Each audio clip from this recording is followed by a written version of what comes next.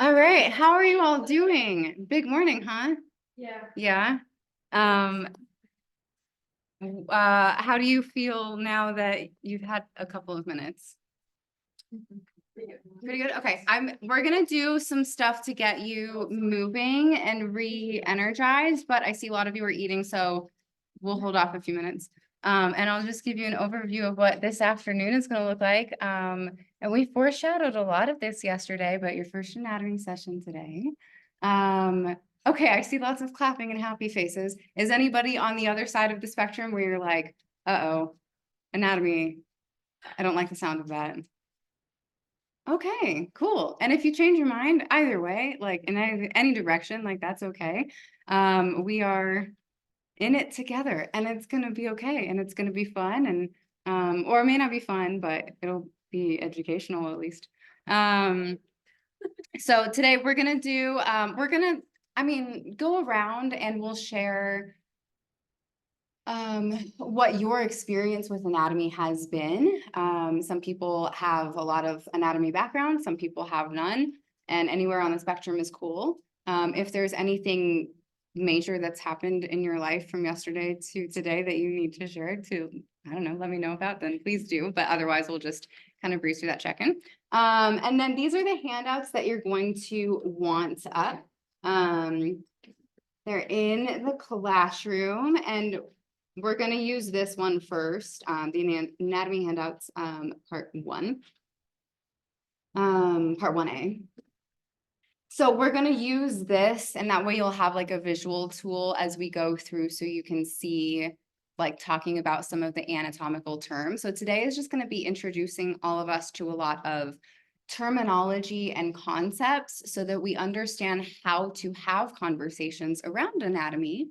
And we'll put that into a little bit of practice, but just so you know what, you've got 5 anatomy sessions throughout the next, it's like I think the next like 4 weeks we're together every Sunday, and then there's like a 3-week gap and then we have the last one.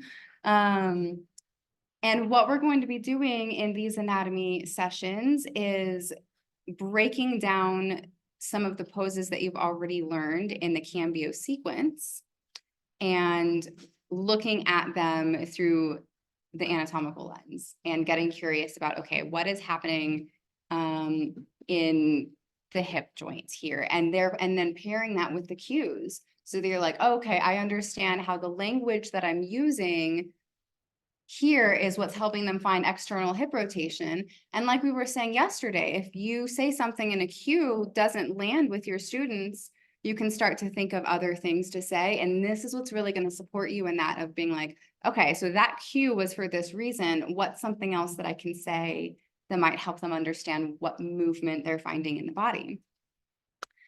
We're not going to get through every pose in the Cambio sequence, but we're going to break down like the juiciest, the most dramatic poses.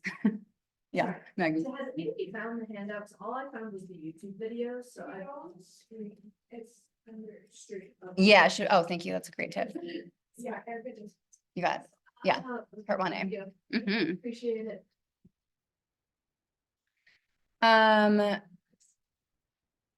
So that's going to be the bulk of what we do in anatomy.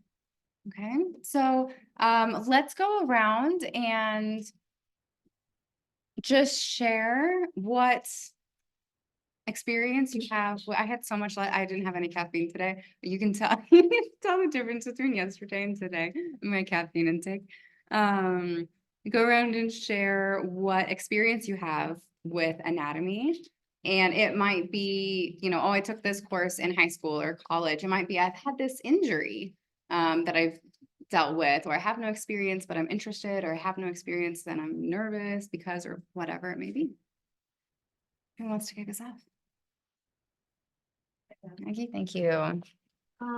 So I'll say I've never taken an official like anatomy class. I've done a lot of different sports and things like that where they speak a lot to different anatomy stuff. So I don't know. I feel like it's not a totally foreign concept and done enough reading, but yeah, I definitely don't know like all the correct words for the different pieces and bits that go into a body. Yep. Cool, good, awesome, thank you. taken anatomy in high school, college.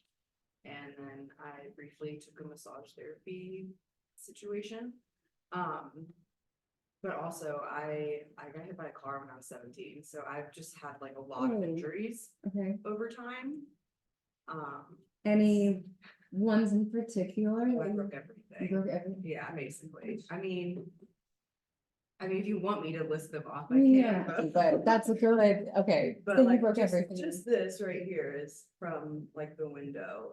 And I broke where, the biggest injury for me was where my humerus attaches to my clavicle. Okay. Because they had to fuse this bone together, basically, to get it to be able to move again. Mhm.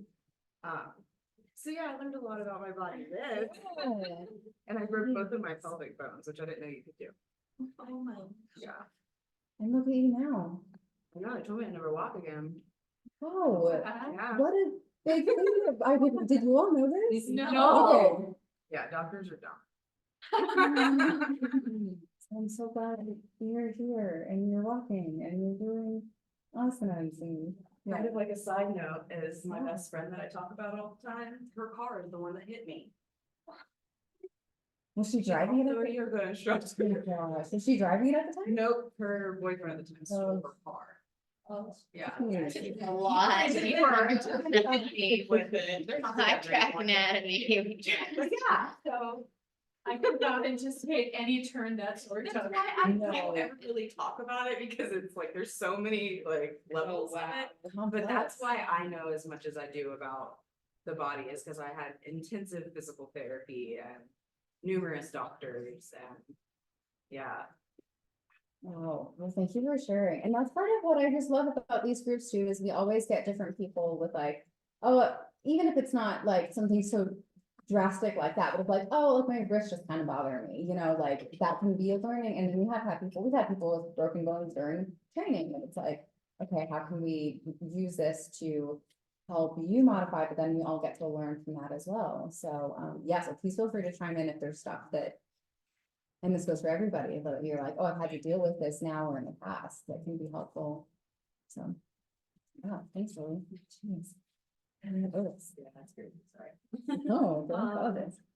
I'm doing okay. I'm doing better than when I started this morning. I feel a lot more aware. And I took a college class that had interdisciplinary yoga anatomy in it. And this was the book that I used. So it's not as fresh in my brain, but I feel pretty comfortable with like the bones and some of the major muscles. Awesome, you're gonna help me. I'm really excited. You're for gonna help me with this. me. I'm like the arm. the upper I arm. forgot it too, but I'm like looking at it. Oh yeah, the humerus. Yeah. Do you wanna show off that book? That was cool, you were showing I me. think I already. Oh, okay. Okay, It did yeah, get posted to like our. Yeah, I'm very excited. cool. I love that idea. And what a great, yeah, just like things like that. And I'm gonna offer, so anatomy has been a learning curve for me, so I've got lots of memorization techniques that have helped along the way. So like if you think of things like that, or like if, yeah, like that's a good learning style for you to just learn like, okay, these things that come less naturally to you. Like what are ways in which you can still engage with that information and get creative around it? So literally creative around it. Awesome, Lotus, thank you. I had a broken arm. When I was a kid, and they told me that, I was gonna have issues as I got older. And that was actually a lot of the reason why I wanted to do yoga, was because I didn't want to have issues with my arm growing up. And I don't know if it's helped, but I hope so. Okay. Um, Do you still have any discomfort or pain from it? No, not really. It's hard for me to work on my upper body strength. And yeah, it's like I don't know, my body just is fine with lower body, just fine. 100% cool with that. But then as soon as I start to work on upper body, I'm like, I don't know, maybe it's like a trauma, like I don't want to break that arm Yeah, again. that's what I was wondering. I'm like, is it physically hard or mentally hard? I think it's mentally mostly. Mhm. And I then totally get that. yeah, and with the rest of anatomy, I'm familiar with some of the things based off of like my experience taking yoga classes from instructors. Oh, cool. And that's about Awesome. it. So I did take a little bit here and there in high school, never took a full anatomy class. It was more just like in biology class, we went over basic stuff. And then I was an athlete, so I got a lot of specific kind of anatomy, but definitely not. I feel like the whole picture and like not in a practical application kind of way. Okay. So I have a lot to learn and Yeah. yeah. So on some of that micro stuff with the athleticism, was there like a specific focus? that Yeah, you- well, I was a figure skater, so I did a Oh. lot of, it was a lot of like stuff that would connect it to like the way we extended and like moved our body. Mhm. And so it'd be like, yeah, a lot of them telling me engage this muscle or like knowing like specific muscles for that, but not always using like all of the anatomical like jargon, I guess. So Well, that might also though, I don't know, I wonder, I think you might just slip right in here and. yeah, I feel like stuff it's familiar, so we'll see. Yeah, awesome, cool, thanks. All right, Jake. So I don't know much about anatomy, but it's basically what I've heard in yoga classes, and one of the things that yoga has taught me is like how to be more in touch with my body. So that's basically, because I live in my head, I work on computers, so getting out of my head and into my body is kind of not not as easy for me. So yoga has been kind of a gift in that way. So I'm so glad you shared that, because I think that is representative of where a lot of people in our society are at, and it's not like I say that matter of factly, of just like we all, for the most part, we all need a lot of encouragement and guidance with that. So yeah, that just that will help you tune into what your students need. As you learn that for yourself, it's going to filter out into how you talk to your students, kind of like you were saying yesterday, Sal, of like, oh, how I talk to myself. Yeah, it's going to be reflected. So yeah, I'm excited to see how that goes. All right. My experience with anatomy is just taking biology classes in college. And thought they're really interesting, but I've avoided anatomy classes proper because like dissection freaks me out. Just can't do that. But I think I realized that I'm actually really interested in it and passionate about it, but I don't know if I can do like a formal anatomy class because of the dissection. Computer now, you don't have to cut it. Yeah. anymore. Yeah, I think there's ways like around it. Yeah. Computer like simulation version. No formaldehyde. What makes you think that you're passionate about it? Like what part of it excites you? I'm really interested in microbiology Okay. and What does that mean? it's like I'm like, okay. okay. Like anything that's living that you look at under a microscope. Okay, that's cool. And so I think like knowing how like hormones might affect, like cell function or something like that is like it's like really interesting. Or I don't know, I just like am interested in people as living beings. Yeah. Yeah. That's exciting. That's cool. I want to look at something under a microscope. Yeah, right? Yeah. Okay. Awesome. Christina. I know very little about anatomy, and I took a class in high school that was a very long time ago, so I don't remember much about it. You know a lot about like pressure points. Have like a book on that. Got a headache with certain pressure points in your body that you can press to relieve a headache. I have broken my thumb. I've cut so the nerve from here to here that gives you feeling is your ulnar sensory nerve. Not that much because bartending for a long time, I was polishing a wine glass.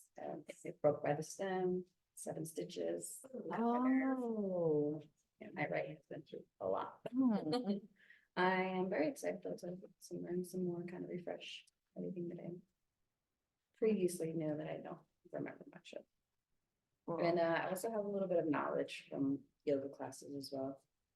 Certain poses that like are good for your insides. Yeah, oh, okay, cool. Nice. Okay.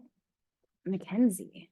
Yeah, I would also say I'm a person that has avoided anatomy. A lot of my friends are also students, but they're studying like medical sciences, and this is like totally their jam. And I was like, why do you care about this stuff? Like, yes, I like to move my body, but I don't need to know the names of the muscles and all that kind of stuff. But as I've gotten more into fitness in general, I'm like, oh, I can actually pay attention, and there are different things that it's not just working your legs, but it's like a very specific muscle. And I've done bar training for like group fitness classes. So I have like a little bit of exposure to anatomy in those different kind of like fitness settings. But they don't really talk about anatomy. They just talk about it in like a pretty like removed way of like, well, you're talking in class, you need to be able to say like engage your glutes, you know, so it's not real. And so I've felt like I need to know some actual anatomy. So Cool. Yeah, I've only done bar once. That was it. I'm good. I'm good now. I'm good for the rest of my life. Like, okay, I felt it. I still feel it 3 years later. body's actually scares me. Yeah. Oh. Oh, I love Pilates. It's fun, but It is fun. it's fun, but it's awful. I I think it's a similar population. I just feel like Pilates is like more fitness. and yoga is Yeah. More mind. Yeah, So like, it is. I have a lot of friends that do a lot of Pilates and I enjoy doing it with them, but I don't know that I would do it outside. I feel like the difference is like if you connect it with the breath, because I really like when you do it like if you're actually doing it with your breath. I feel like that makes a big difference. And a lot of those instructors don't cue breaths as much. With Right, because it's like a fitness Some class. Yeah. Well, I think fitness should include breathing. Well, yeah. That's Hopefully to some extent. Joshua, what about you? What's that? I don't know anything, You don't know anything about anatomy? Okay, not enough to speak on any of it, to be honest. Okay. great. Have you ever had any injuries or anything? Separated collarbone, AC joint, When was that? Like a long time ago or kind of recently? Long time ago, okay. Do you have any like remaining issues with it when you're practicing or anything? Okay. How do you feel about anatomy? Like, does it excite you? Does it make you nervous? no, I mean, I think it's important to learn it, considering what we're doing, so. Honestly, just being a blank canvas and taking the patient. Cool. I will just kind of let you all know of my experience. I had none. I still feel like I have none. But yeah, I mean, I grew up dancing and so like I had a lot of body awareness, but I couldn't tell you like how anything worked or anything. I could tell you what it was supposed to look like, but not what it was supposed to feel like. And I think that part of it really relates to yoga. And I'm the teacher I will have to come into my class and be like, so I told you all wrong information last week. So I'm like, I heard this somewhere and I like misunderstood it or whatever. And I'm like trying to, probably just like trying to sound smart, you know? And I think that's why I'm passionate about teaching anxiety. So I went through my anatomy internship in terms of teacher training in the last 2 years and learned from Erica Kafka, who was our old anatomy teacher, and she's super great because she was a physician's assistant. So she was really able to blend like history and tradition type of like from the movement perception through also this like Western lens. And you know, like we were talking about yesterday with that Warrior 2 cue and like squaring the hips and stuff. And it's like the things that we say to our classes can be so impactful. And I'm just realizing I never finished that story yesterday. So I will get there eventually. I will keep you in suspense. But, and I think that's like where I have fallen short and why I'm really now passionate about anatomy is because it can be easy to get sucked into this mindset of like, oh, look at me and how like smart I am and like the words that I know. And then you say them to your class and you might be like me and saying incorrect things. Which probably I mean, the technical term that I used was incorrect, but the concept that I was speaking to was accurate. But those words anyway, so if I'm just like, relax the dorsal side of your foot. Like, right, like, did that mean anything to you guys? You got it. Okay, so one of you, so it's like if you say, which it's a weird thing, you wouldn't actually say that in a class, but it's just the first thing that popped in my head. If you say language like that in your class without educating your students on what it means, it's gonna go over their head. It's almost like using Sanskrit and just saying, trying to think of something that we learned yesterday. Well, even like Warrior Two, inhale, Virabhadrasana, like a good 75% of people probably aren't going to recognize that one.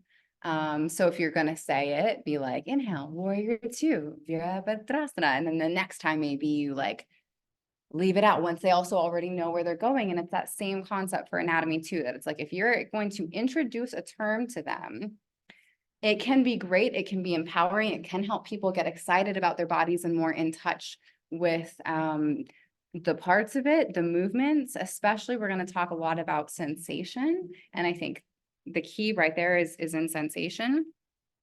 But then also going that extra step and being like, okay, if I'm going to say this in a class, like I need to be prepared to educate them about what this means. So it actually, like, we want to get people excited about their bodies, and that's great. And also being cognizant that it is 0% showing off what you know and 100% helping your students know more, right? Coming at it with that intention. But by and large, I think I try to avoid anatomical language at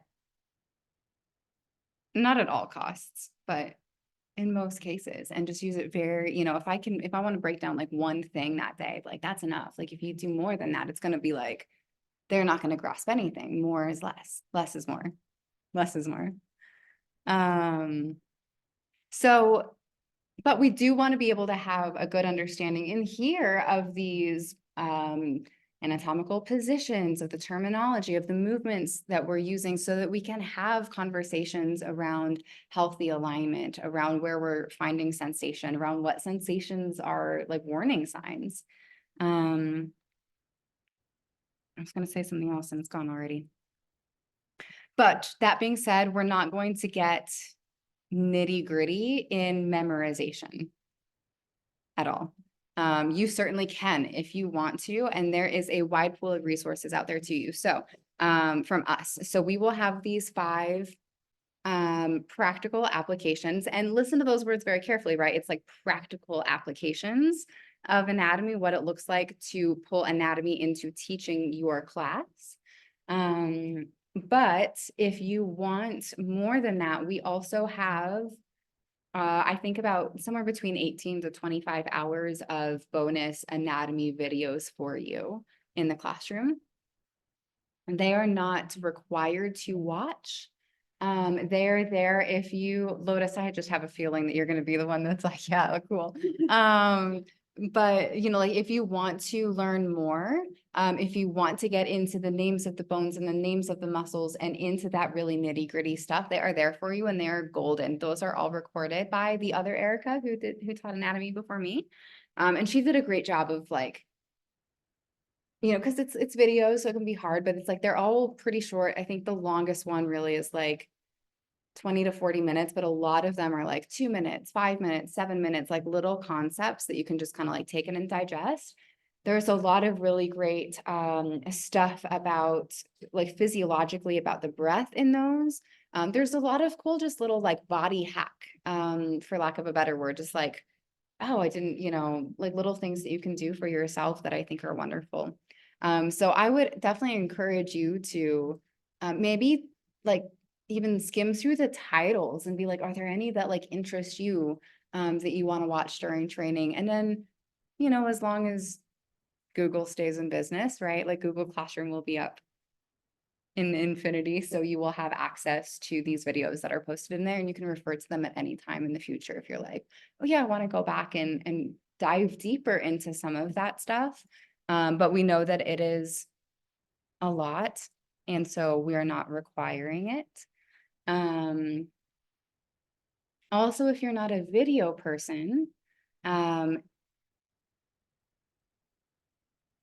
these handouts, so today we are going to actually reference this part 1A, but all of these handouts are basically typed up what Erica talks about in those videos as well. So if you're like, ooh, I'm more of like a visual learner and you want to go through and read some of these concepts, or, you know, do a Control F and search for a certain word or something like that, then that can also be a great resource for you that is separate from like having to like sit down and watch the video.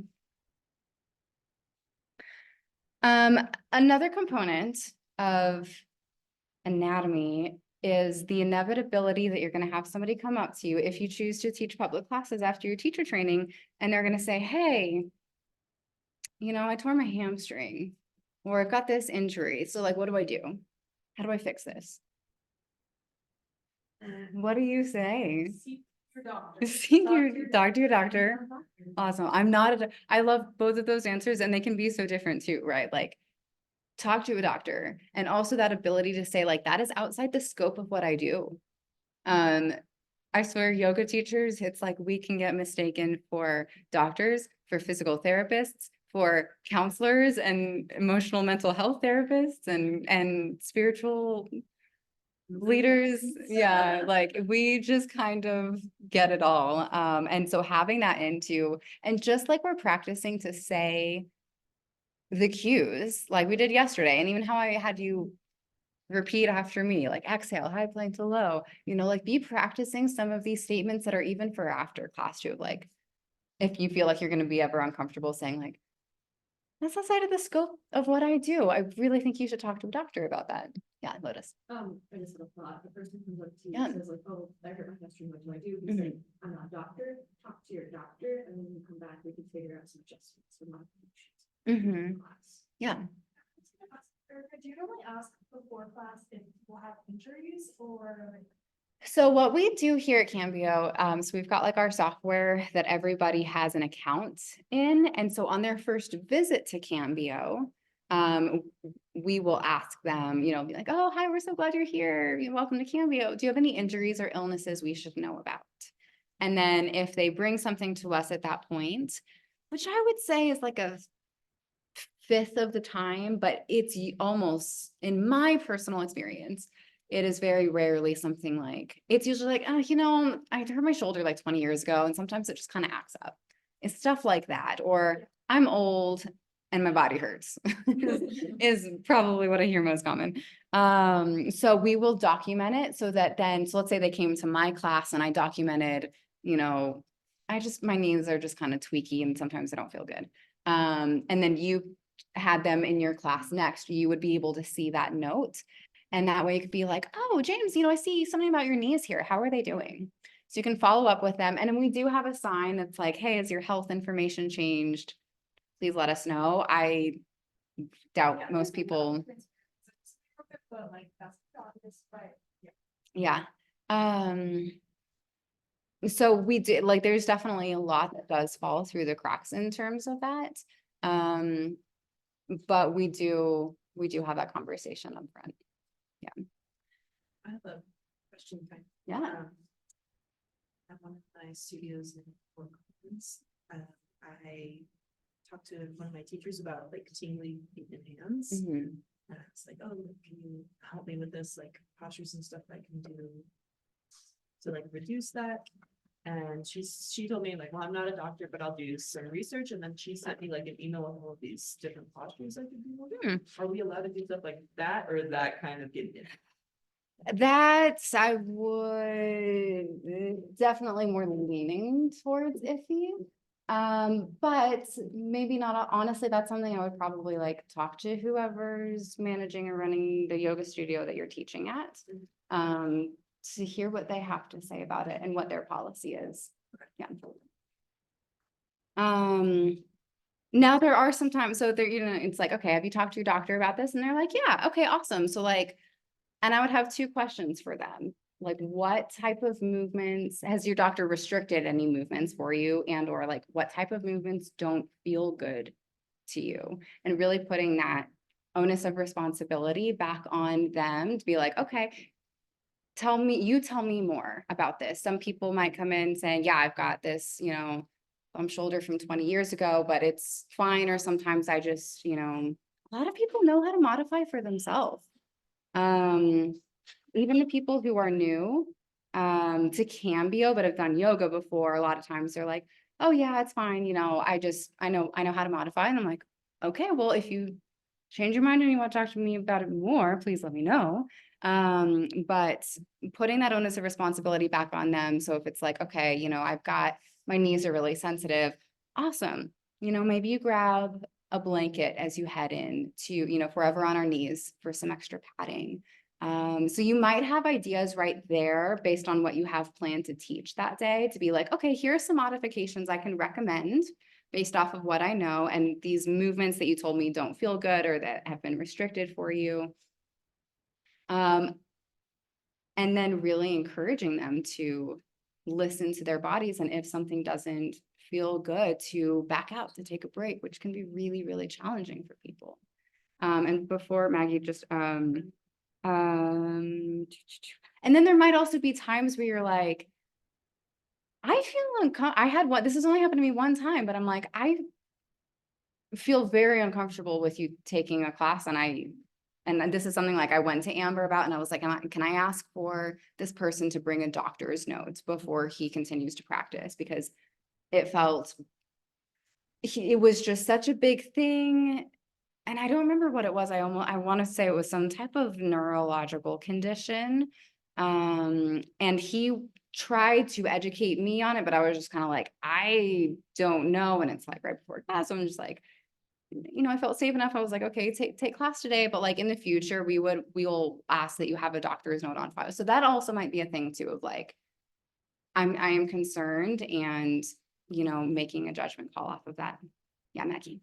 I was just gonna ask, so like, as they're bringing up injuries and things like that, is there an amount of liability that the yoga teacher and the studio are taking on? If this gets into like the business of yoga and it'll be handled, then we can. Yeah, I can say quickly that like we do have everybody sign a waiver. Right. And so that right there is a huge level of protection for us. So, yeah. And nowadays, when you get teaching insurance, they have you click a box that says, I have all of my students sign waivers before practicing. And if you don't click that box, like you don't get the insurance. Yeah. So they're relying on that too. Yeah. Okay. And I don't mean to, scare you with injuries or anything. That honestly, like, I mean, that is such a tiny little sliver, but it is good to feel empowered around having some of these conversations and knowing, where that line is of like, oh, you know, that is something that I'm really familiar with. And have you tried, you know, maybe like, I don't know what it is, but like something that you do feel comfortable recommending, or like, oh yeah, the next time that you're in, you know, Revolve Crescent, why don't you try this and see how that feels? Versus being like, this is outside of the scope of what I do, and really feeling empowered to pull that out of your back pocket and slap it on the table like an Uno card. Yeah. A large part of a much bigger portion of the pie here though is, you know, really fine tuning the words that we are saying, because right now, when you're practice teaching, you're probably not really looking truthfully at each other's bodies. Like if I were practice teaching with Jacob, I might just be like, oh, what comes next? What are the words I'm supposed to say? Oh, am I supposed to adjust something? Oh my gosh, wait, what do I do? I brought my hands together. Okay, right. Versus being like, hey, I'm paying attention to you here, which is absolutely where you're supposed to be. All of a sudden one day, whether it's during teacher training or honestly, quite possibly after teacher training, It's just kind of this light bulb moment where all of a sudden you're like, I told them to inhale and I saw their rib cages expand. Or I told them to, dig into their heel and feel the glute ignite. And like, I saw those muscles turn on. And all of a sudden you're going to be like, did you all know there's bodies in here and they're moving and they're doing things that I'm saying? And it is just this like light bulb moment of, oh, my words have power. And that's just a fun time. And also you're like, oh, hey, we say a lot of these words during class. And so really just being thorough on the type of language that you're using, the cues that you're using, making sure that you're clear in your understanding of why we're using these cues. Any other questions or comments about just the big picture of what we're doing here? Yeah. Say there is a student that you're kind of iffy about and you're like, okay, next time bring in a doctor's note.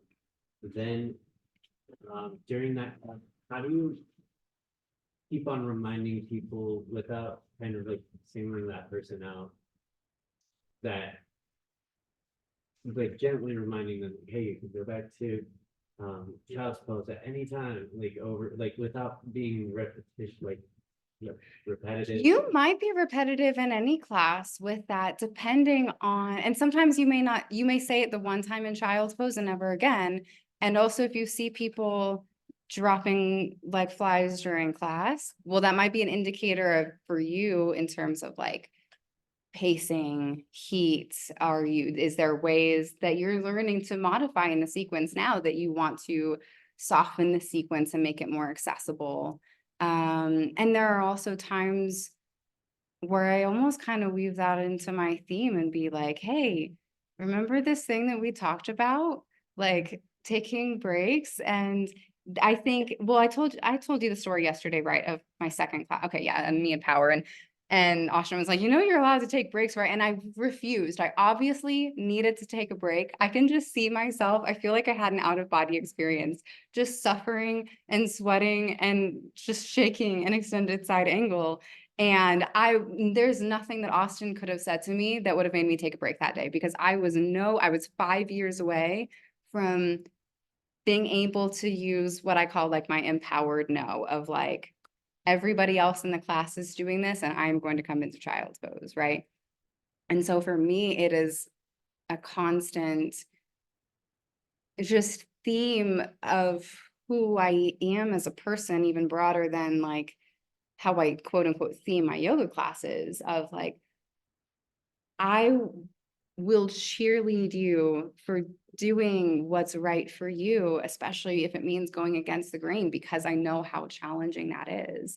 And so I will put myself on the chopping block a lot. When I did it right in Thursday night, I made a couple of jokes of like, or you can skip your half series altogether and go straight back to downward facing dog, because that's my favorite option. And then I needed to say it a second time during class, and I think I said something like, but let's be honest, I would be in Shavasana right now anyway.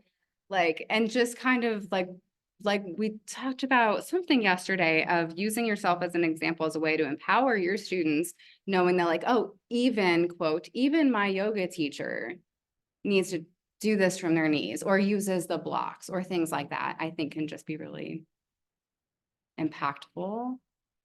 Bye, good to see you. Have a good day. Yeah. This is more of a reflection. Okay. I think especially in like Western society, we view the body as a machine.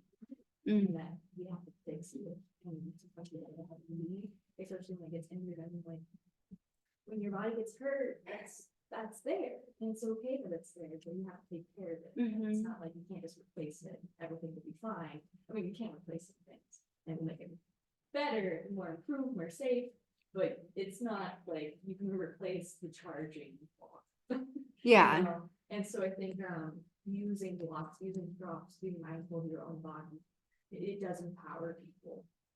It allows people to have their body in the space that they wouldn't be able to have their body. Yes. And making yoga accessible and making it about, so what we're doing here, okay, thank you, Lotus, you're helping me get really clear. So We are talking about safe and healthy alignment, not what the pose is expected to look like, not what we've seen on the cover of Yoga Journal, not what we've seen in Instagram, because especially, so my mom lives with chronic pain to the point where she has been essentially bedridden for the last 11 and a half years. And we just keep trying and trying and trying to fix the pain, to solve the problem. And it's 12 years later and we can't, we have hit dead end after dead end after dead end. And I brought up the concept this morning. I was like, well, if we can't solve the pain, is there any chance that we can help her have a life around the pain? And it's like that, like you all just learned what the goal of yoga is. If you have people in your class or friends who want to know more, whatever it is, that think that they have to squish themselves into a certain shape, that doing, touching their toes to their forehead is somehow going to make them enlightened, and reframing that thinking that, okay, how can we make this practice accessible, knowing and understanding what it means to have safe and healthy alignment in these postures so that they can use asana as a tool to help lead them to less suffering. Yeah.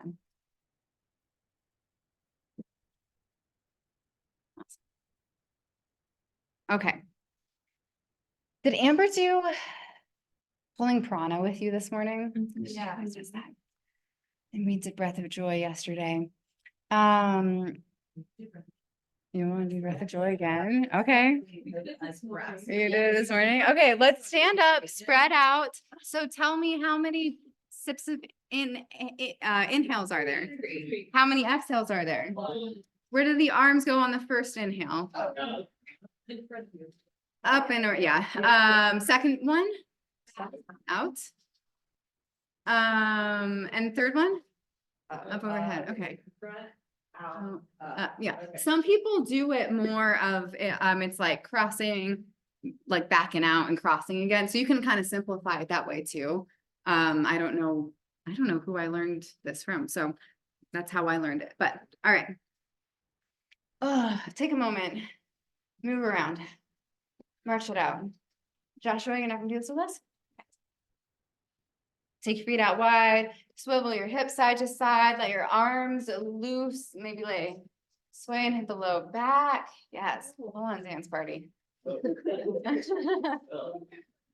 right, and come on back to your mountain pose. And here we go. Inhale, arms forward, out, up, exhale, forward, out, up, forward, out, up, inhale. Lift and spread the toes. Feel the energy drawing up from the legs, through the arms, through the crown of the head.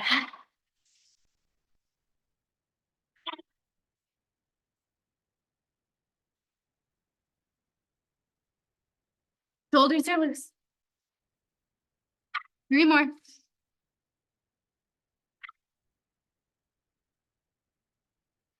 Last one.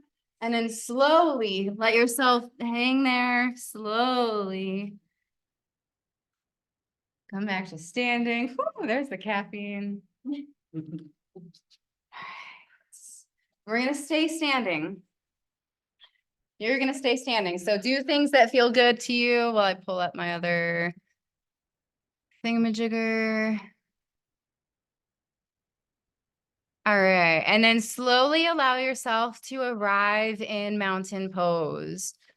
So you're standing with your eyes forward, your feet forward, your palms forward, and your hands by your side. We know this is mountain pose, correct? Okay. This is also what we call anatomical position. Say that with me. Anatomical position. That's fun. That was very insane. So anatomical position, anytime from here on out, when we are talking about a movement of the body, it is in relation to anatomical position. Say that again. Anatomical position. So notice, right, hands are, I just got to reiterate this. Hand palms are forward, yeah, because it's gonna be important for in a little bit, okay? So when we're talking, who's heard the word flex? Yeah, what do you do? What do you do when somebody says flex your muscles? That's it. You go like this. Yes, right? Yeah, I think of my little 3-year-old nephew who's like, look at my dip, look at my muscles. And so we know this. This is flexing. Most of these anatomical movements have corresponding opposites. So if this is flexing your elbows, extending your elbows looks like this. Flexing and extending. Now let's break down what these words mean. So flexing, if we're looking at the skeleton from anatomical position, means that we are decreasing the angle between the corresponding, the bones in the corresponding joint. So from the front of the body, if I were to have a protractor out, let's say this is 90 degrees, the angle in my elbow is decreasing. It's getting smaller and smaller and smaller. It's probably 30, 20, 10. That's as tight as it's going to go. I flexed it all the way out in, I don't know, I flexed it. And now extending it means that the angle between the corresponding bones in the joints gets larger, okay? This is always the first one I think of when I think of flexion and extension, because you got it, Lily. You're just like, I'm flexing. This is what we do when we flex. So what else can we flex? We can flex. What about our knees? Show me knee flexion. You got it, Christina. Yeah, we're decreasing the angle in the joints and extending it means we're straightening it back out. It'd be like this. So you two in the back here, you are flexing both your hip joint and your knee joint. Lotus is flexing just their hip joint. Ooh. You got some sensation with them. Let me think. Okay, we can, so this one again, this is why I have us come back to anatomical position. If we were to decrease the angle in the shoulder joint, viewing your body from in front, and you can maybe look around the room and be like, hey, you're kind of facing me. So I'm looking at Jacob and Jake, and if the angle in the shoulder joint, we're going to decrease. This is what it means to flex their shoulder. And if I would say, all right, Jake and Jacob, now extend at the shoulder joint. It's going to extend in that angle and can keep going to different degrees in all of us. Okay, so we get to flex and extend the shoulders. We can also flex and extend our wrists. So come on back into your anatomical position. So if from viewing the body from in front, from this anatomical position, if I were to decrease the angle in the wrist joints, you got it, you're flexing your wrists. Now show me wrist extension. So now your fingertips are reaching back behind you. So keep your fingers in this position and imagine that the floor is in front of you and you're kind of in like a plank pose. Right? Like, so the floor is right here, right? So yeah, so you're basically in a plank pose right now. Your wrists are, I was in chaturanga. Your wrists are extended in your plank pose. Are they still extended in a chaturanga? Yeah. Are they still extended in an upward facing dog? Yeah. How about downward facing dog? Less. You got it. Yeah, a little bit less. So these things, it's still true that like this, there's still some element of wrist extension happening here, but it is less. So we are going to go from some movements where it's like, okay, now it's a little bit more, it's a little bit increased, and now it's a little bit decreased. So there's kind of a spectrum happening here. Oh, great. All right. Okay, hang on. Head, shoulders, knees, and toes. Okay, we did elbows, shoulders, wrists, hips. Okay, so we're gonna save let's go ahead and talk about speed. I don't know who made this stuff up, but they decided to change the rules for the feet. So this, what do you think of this as? Flexing your foot, absolutely. And as a society, this is what we think of when we say flex your foot. And then the opposite would be pointing your toes, right? Well, joke's on us, these are both types of flexion. I don't know why. This one is called dorsiflexion. Dorsiflexion, and this one is called plantar flexion. So I remember these. Bless you. This is like a shark with a dorsal fin swimming around in the water, right? Yeah. And then P for plantar, P for point. So you dig a hole in your toe. No, plant a hole, yes, dig a hole in your toe to plant something, I love it. Yeah, this is the dorsal side of your foot. So if you want a little bit more, less silly one to remember it. Okay, so now we've got the spine. Sorry, did you skip this or this? This is the dorsal side of your foot, yeah. So we can flex and extend the spine. And then just a spoiler alert, there's a second type of extension in the spine too. But for now, we're gonna stick with the basic flexion and extension of the spine. So remember, you're viewing the body. Look at somebody across from you, right? You are viewing their skeleton from in front, and you're gonna see the vertebrae, the angle between the vertebrae decreasing. What do you think flexion? This one's tricky, so if you don't get it, it's okay. There's 50-50 chance. Either the cat or the cow. It's either the cat or the cow, yeah. So I'll tell you, so flexion, so the angle between the joints is now decreasing from the front, from the view of the front point of the body.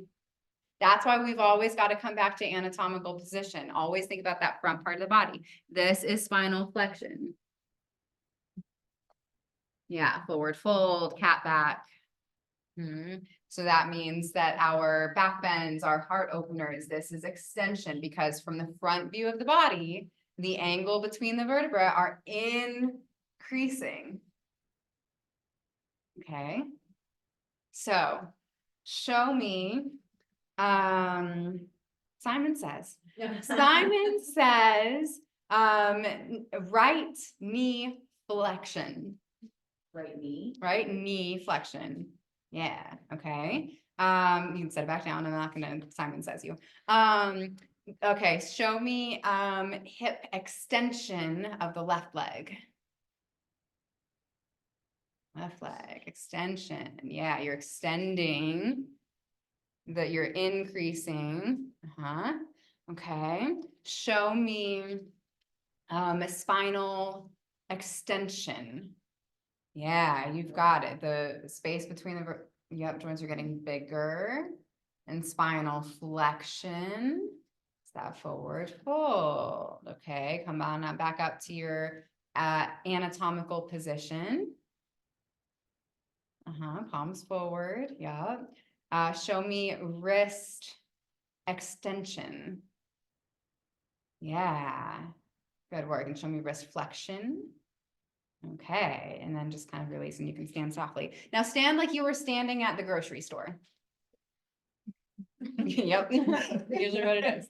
All right, now notice the slight difference between that and, so notice, I'm gonna have you move into,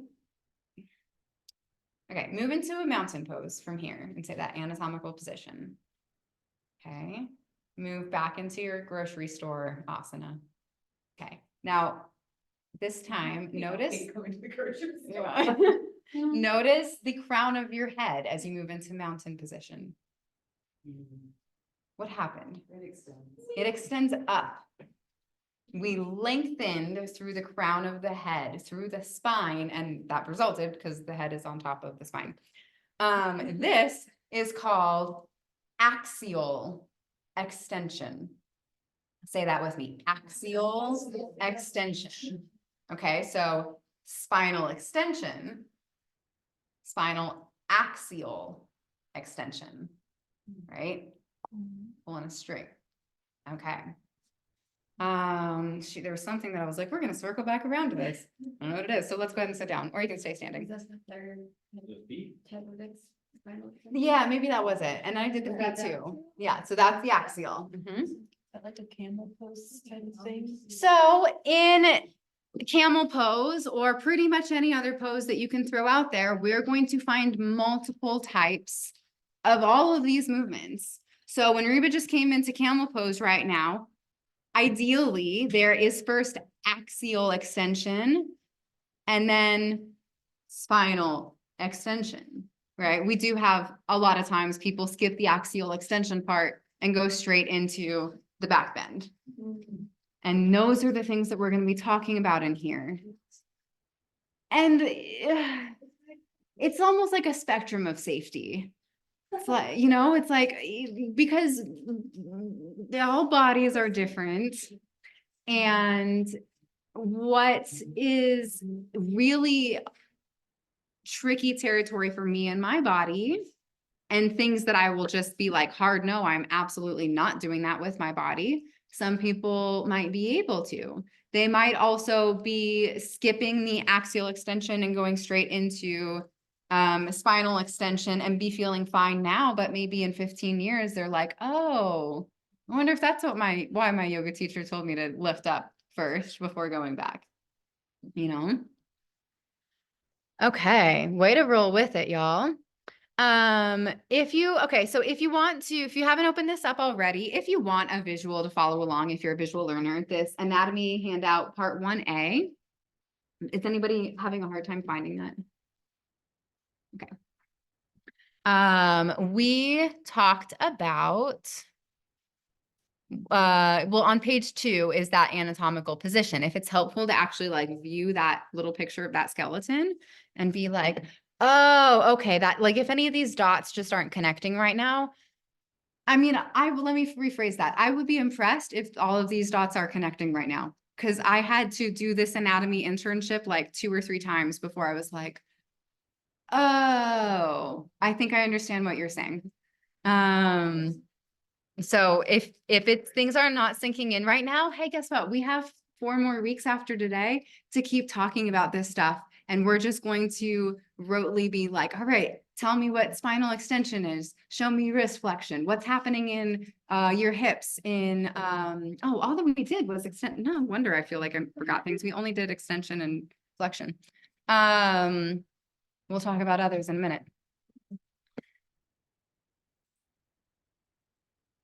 Let's just go ahead and do that now. Okay, so like I said, so flexion and extension are basically the opposite of each other, right? We have the decreasing of an angle between the corresponding bones in a joint, which is flexion. And then we have increasing the angle between corresponding bones in a joint, which is extension. Okay. If you want to follow along, I'm on page 5 now. We also have another set of opposites called abduction. That's spelled abduction. And that's what we usually say to each other. If you're like, you can just say abduction, because the opposite is adduction. Adduction and abduction, they sound a lot like each other. So we say abduction and adduction. What's that? Latin. Yeah. So these movements are an extremity moving away from the midline of the body and back in toward the midline of the body. If I'm adding all of your water bottles with my collection of water bottles, I'm bringing them closer to me. So adduction means that our extremities are moving closer back in toward our body. Abduction means that they're moving away. We're being abducted, right? We're being abducted and our limbs are floating out away from us. So show me, you can stay seated, but show me abduction of your arms. Show me adduction. You're adding them back in. Awesome. And that can be true with the legs, right? This is there's not a ton of, but like if you were to do, sometimes people do this like balance, like this is the perfect, like I'm abducting, my leg is getting abducted by the aliens and it's moving farther away from me and now I'm adducting it back in. I remember yesterday, I was like, I'm gonna be sore tomorrow. My gosh, my legs. Okay, ABB. You're moving your arms. Kind of. that one's tricky, but we'll get into it in a couple weeks, yeah. But warrior two, like we did yesterday, right? Like this leg is, so the midline of the body is the central line that runs right here, basically along your spine. This is my midline. My back leg is in abduction, abduction. It's moving away from me, yeah.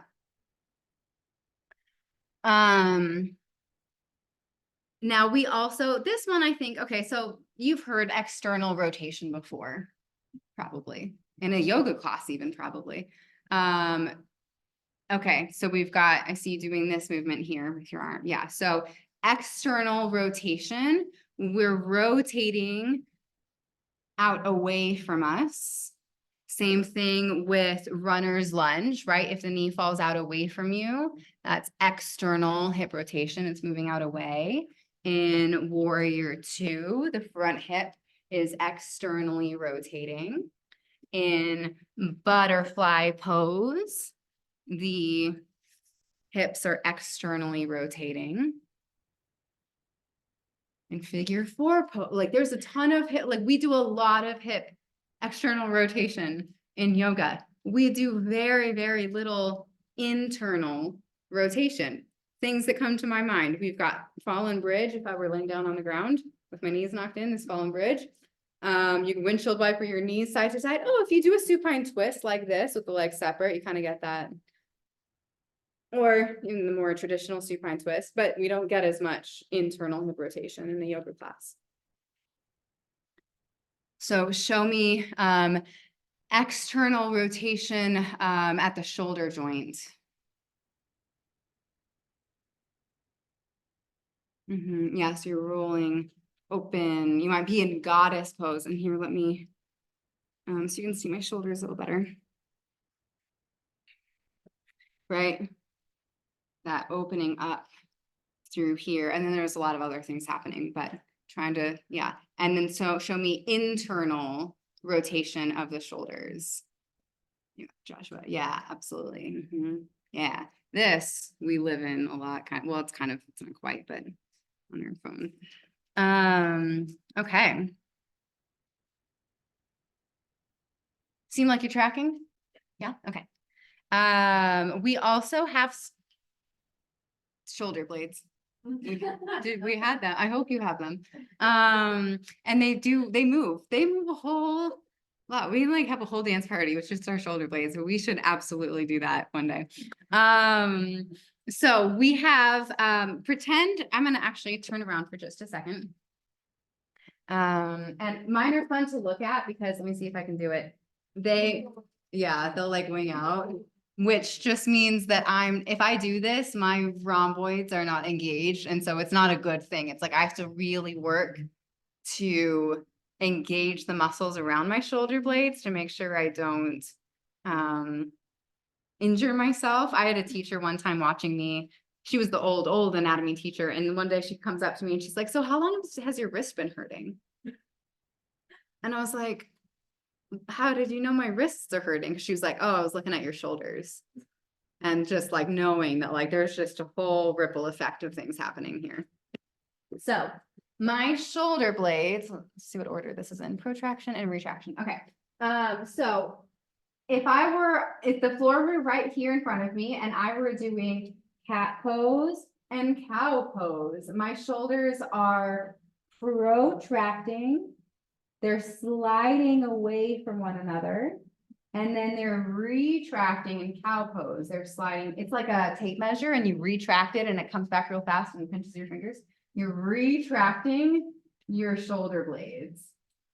And then your protraction is your cat pose, moving your shoulder blades away from one another on the body.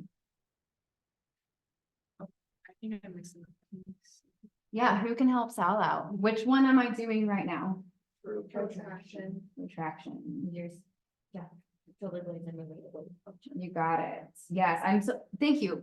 Thank you for just saying that out loud. Keep saying things out loud for your benefit of like, let me just, if that's helpful for your learning, like, yeah. So that means that this movement is. Retraction. Uh-huh. Tape measure. I like sound effects. Okay, got two more shoulder blade things. We can. I'm not even gonna do this. Try not to look at your notes if you haven't already. Elevate your shoulders. Yeah, depress your shoulders. Look at that, you already knew it. Most of us, right, come in, we're like, hey, I'm here for yoga, how's it going? I'm not stressed at all, did you, it's fine. Yeah. All right, so you got that. The last thing that we have is called scapular upward rotation or downward rotation. So pretend that my hands are my scapula. What are the scapula? We've been saying the word scapula a lot. What are the scapula? Your shoulder blades. Awesome, you got it. So it's just a fan, and I feel like a lot of people know what the word scapula means, but sometimes, again, it's like, should you be using the word shoulder blades during class instead of scapula? Remember the part that stuck out? Right, am I doing it? Yeah, there we go. This right here is the tip of my shoulder blade. So imagine that that tip is like down here. We have upward rotation when the arm abducts away from you. Your shoulder blade, as I go like this, it's going like this. As we adduct our arms back in, we have scapular downward rotation. So not only is our arm, like, right, like I'm trying to like get my arm to move without moving my shoulder blade. Try it out. It's fun. It's like, I feel like a T-Rex. You can't really do, it's like you get to a certain point and it's like, okay, your shoulder blades have to move and they're moving. So as your arm abducts, you have scapular upward rotation. As your arm adducts, you have scapular downward rotation. Okay, so show me shoulder elevation again. Okay, show me shoulder depression and protraction.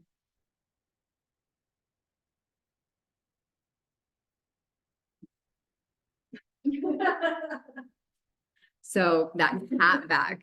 Yeah, you're getting there. Show me scapular retraction. Retracted. Okay, can you stay in retraction and elevate your shoulders? Not comfortable. Soften that. All right. Show me, how do you initiate scapular upward rotation?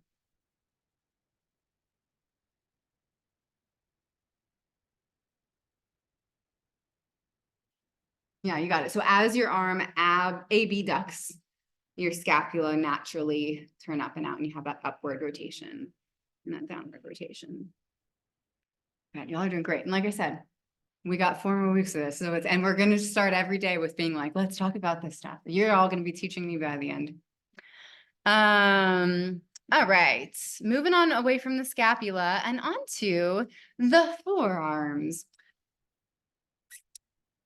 Show me, you can stay seated, but show me a seated version of anatomical position from the waist up. Yeah, okay. So your palms are forward. Right now you are in forearm supination. So that means that your palm is either forward if you're standing, or it is up. Supination, you can carry soup. Okay. Pronation, you're pouring the soup out. Goodbye, soup. Find your soup, supination. Forearms are facing up. Pronation, forearms are facing down. Yeah, if you were in, so if this is supination in anatomical position, what's pronation in it? It's not really anatomical position, but yeah, yeah, I got it. Both. It's you, yeah, it's either or. Good, thank you. Good clarifying question. We can supinate and pronate the forearms. We can also supinate and pronate the body. Any guesses? Up, forearms are up. I'm holding soup. Is my body supinated or pronated, do you think? Supinated. Supinated, you got it. Also, what are my forearms doing? Supinated. Let me just so friends at home can see. Hi, friends. My body is gonna stay supinated, but now what are my forearms doing? And now, if I'm gonna set up for locust pose, what's my body doing? Pronation. And what about my forearms? Wait, what? They're pronation. You got it. Yeah. Awesome. So those are ones that you will actually see in the Cambio sequence a little bit. Really, the only one I can think of is supine twist, right? Supine twist. That's really the only time that I've heard that. And a couple teacher trainings ago, there was one person in particular, he got really excited about anatomical terms and he was like, come lie supinated on your mat. And I was like, that's awesome, but also you mean pronation. And I've heard that from experienced teachers too. They're like, dorsiflex your foot. And I'm like, okay, but no, that's not it. So just again, come back to the best of your abilities, and like you're good, you might be like me and make mistakes, and cool, we can be friends. And then just come back the next week and be like, so we got to talk about this word that I used last week and how it's not what I said. And then, but whenever you're using these words, right, you're like, okay, come lie prone on your mat, on your belly, right? You're following it up with not just like, lay prone, forearms are prone, extend the wrist joints, inhale, protract the shoulders and find spinal extension and hip extension. I just cued you into locust pose. Oh, what? I've been to classes like that. You've been to classes like that? They're just like so wordy that I'm like, I have no idea what I'm supposed to be doing. Yeah. Yeah, use English. Well, this is English, but okay. This is just a kind of standalone one, there's no opposite. Is circumduction. So it's this like 360-degree movement. Wrists, shoulders, hips. What do you think spinal rotation means? Twisting. Yep, you got it. All right. Wait, y'all are champs. I missed you. So I had so much fun yesterday, you guys. I went over to my parents' house for Father's Day, and my mom was like, oh, did you have teacher training today? I was like, yeah. She's like, how long? I was like, it was 4 hours. And she was like, wow, you have a lot of energy. Like, you're really pumped up right now. I'm surprised you weren't more tired. And I was like, this is just, I brought your energy to my mom. And she actually had, by the way, since I mentioned that she has been bedridden for almost 12 years, like she had the best day that she's had in like months yesterday. And I was just like, I swear I took like all of your sweet, excited, bubbly energy to her. And she was just like, at the end of the night, she was laughing. I mean, she never laughs. And she was like, I'm going to pee the bed. She was laughing so hard. Okay. We are going to back up a smidge to the bottom of page 3 and 4, which are directional terms. So what we've done, right, are directional movements. And now we're going to think about terms. I already slid a lot of these in here and you all seem to track. We have anterior and posterior, another set of opposites. So we have anterior, which is the front of the body. And then we have posterior, which is the back of the body, which I always imagine some like old guy in a movie saying like, get your posterior in here, like get your butt in here. I don't know. I must have heard that somewhere, but, so. That one doesn't come up too much. So when it does, maybe you remember posterior means you're behind. Say it again. Anterior means your antlers. Anterior means your antlers. Oh my God. No, I appreciate it. I'm like, I need it. Because I'm always like, I can't remember anterior until I figure out posterior. Yeah, same. Yeah. Yeah. I think it was like anti. Say it again. Anti-rear. Anti-rear. Oh, Rear. Jacob, say it one more time for everybody. I think of anti-rear. Anti-rear. It's against the rear. Anterior, anti-rear. I love it. That's so good. I like that one. Show me what our midline is, where our midline is. Yeah. You know midline? Mm-hmm. You got it? I'm paying attention. Okay. Yeah. I just want to make sure. Okay. I want to make sure you're grasping it. No, I Yeah. got you. Okay. We have another set of opposites. We have medial and lateral. Medial means that we're moving closer to the midline. Something is moving closer to the midline. And lateral means we're moving away from the midline. So I said this with the shoulder blades, protraction and retraction. In protraction, my shoulder blades are sliding laterally. They're sliding away from midline. And in retraction, they're squeezing toward midline. Laterally moving, squeezing in toward, medially toward midline. Medial, lateral. I think I'm confused on that one. Yeah. Tell me. Okay, so like medial, if I'm coming closer to the midline, I'm going like this. Mhm. But then if I'm going like lateral, I feel like this should be still medial, because it's like, well, then I feel like a midline on like. Okay, so The midline is like, yep, and that's just because you've got it. You're doing both. You're just smushing them all together. So your forearms did move medially. Here they moved laterally. Your forearms moved laterally. You're my feeling your shoulders. shoulder blades are doing the opposites. Yeah, okay. All right, good. Yeah.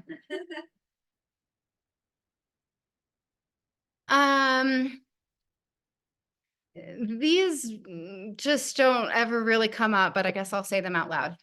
Superior means above or toward the head, and inferior means below or away from the head. If we're talking about like layers of muscles and skin and tissue and stuff like that, superficial means that it's closer to the skin, and deep means that it's deeper in there. There we go. Okay. You'll see also on the rest of page 4, we've got planes of motion and planes of the body. That's stuff that you can look at in the videos if you want more information on any of this. Personally, I don't think that it's super relevant to teaching yoga. So, or teaching asana specifically. No, I mean, all of this stuff happens, but yeah, let's stick with what we've got, because we already talked about a lot today. One last thing, and then we'll take a little break, is hyperextension. What do you know about hyperextension? Things some people have and some people don't. Okay, the things some people have and some people don't. Lotus and a Maggie. It's when the joint goes over, it's like normal range of motion. It's when a joint goes over its normal range of motion. that's how doctors have described it to me, it's like your tendons, like that's just about it. And it's not quite doing 100%. Ligaments and tendons took a holiday. Oh, I love it. They just allow you to go a little bit further than they should. Yeah, okay. Awesome. All good answers. And we're gonna start with Sal's of some people have it and some people don't. So on your very first day, can you even remember that? In your very first posture clinic, Caleb might have talked to you about bone compression with child's pose and some people can, I've got pretty average, like I almost make a straight line here. It's just not remarkable in any way, but some people can point their toes like way down here, but then that means they can probably only flex to about here. And then some people might be the opposite. They might be able to flex way back, but then not, you know, their point doesn't come into this straight line or more. The wrist. Okay, cool. Yeah. So that's normal. It's called bone compression. And to Sal's point, like everybody is on a spectrum and our bones and our joints are just formed differently. And first off, let that sink in. Our bones and joints are formed differently because I hear a lot of times, oh, my heels don't touch the ground in downward facing dog. I'm just not flexible enough. Maybe. I mean, first of all, do your heels need to touch? Is that any part of the goal? No, it's not. So one thing right there, but just put a pin in that.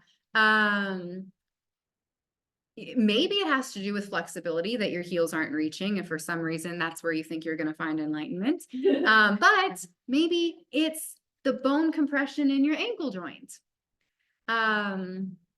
So just to come into this conversation from that standpoint that all of our bodies are different to begin with. And then we have what we commonly think of as hyperextension, which means I think what you were saying, Sal, of like, it's almost like being double jointed, right? And like, I'm hypermobile. It doesn't look too much like this, but this always gets a reaction if I do this with my elbows. I hyperextend in my elbows. And for me, this is normal. This is normal movement. That's like, this is just where do I need to work to find engagement in downward facing dog to not dump a bunch of extra pressure into my elbow joint? Yes. But as long as I'm doing that and I'm still at this angle, it doesn't look too drastic right now. Is this, it looks okay. It's normal to you. Okay. Okay. But as long as I'm working to find that engagement in the muscles around the joint, that's okay. This is my normal range of motion for my body.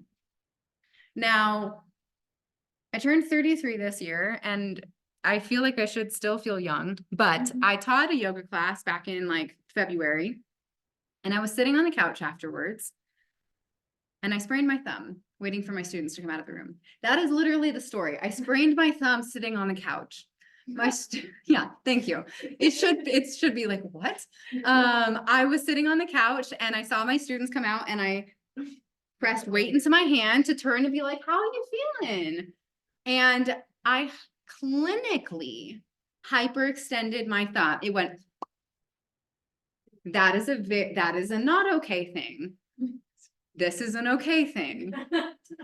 This does not mean that I have to go to urgent care 3 times and still have a thumb that's numb off and on whenever I have coldness on it.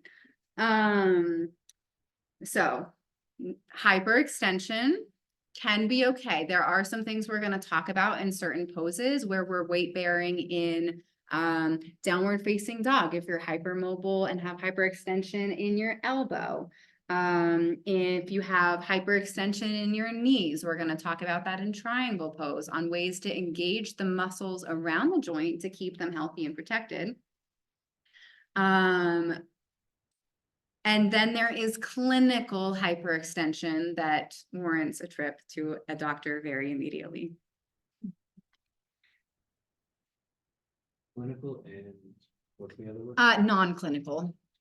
Yeah. Thank you. I didn't say that. I just said normal. Okay. Awesome. Let's take 6 minutes to 2:50. Y'all are doing great. We've got an hour left. Well, kind of, hour and 10 minutes.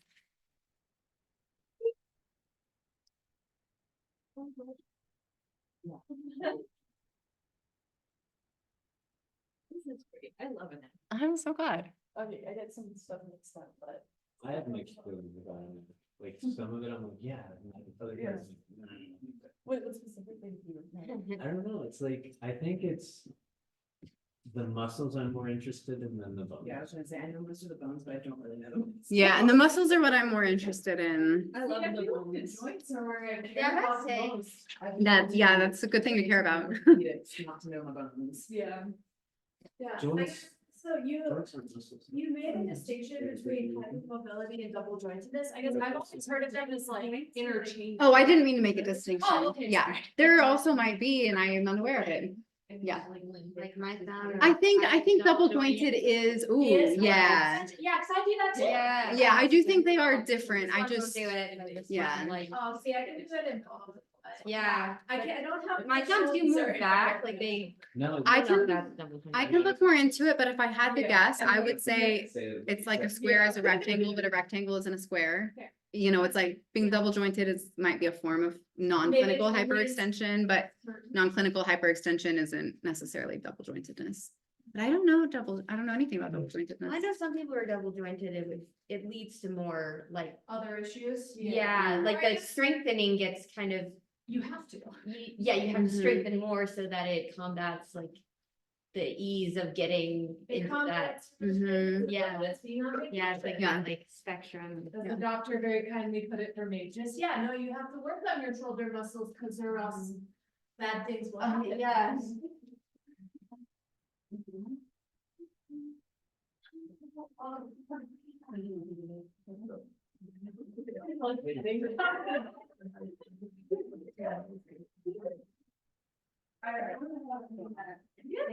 It's really not the deal. I was so confused and upset when I saw the teaching was here, and I was like, yeah. Accepting. I was like, I didn't see years, you know? You know, so I know, it was so- I'm still, I'm reading, I'm writing, you know, it's not good. Yeah, no, I'm really okay. I'm okay. I was all excited. It's one of those where it's like, it sucks, but it's like. We'll be okay, you know, it's literally nothing. Life threatening, anything. So you're going, I double jointed. It's just a matter of hours. My thumbs, I know, I. You know what I mean? Yeah. So it's like, okay, Yeah. you're gonna be fine, so it's like, sometimes you don't want to hear You see what they look like. the truth. Yeah, You know? and sometimes we have problems getting pop out, like, It's a lot of, yeah. better sooner than later, so it's like, so I would get this, right, when I'm feeling better with this, you know, it's like, it's better sooner than later. Right here, like. Yeah. Feeling alone, and then you're just like, oh, how do I get out of Like, this? it's like, I. You know? No, man. But it's actually,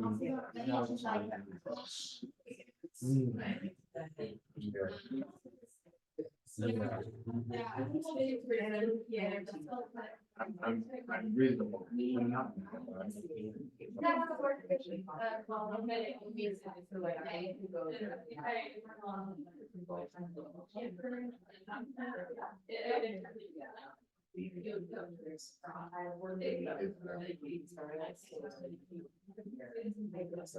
Yeah, that's what I've been, I've just not, my experience. But I'm gonna hurt.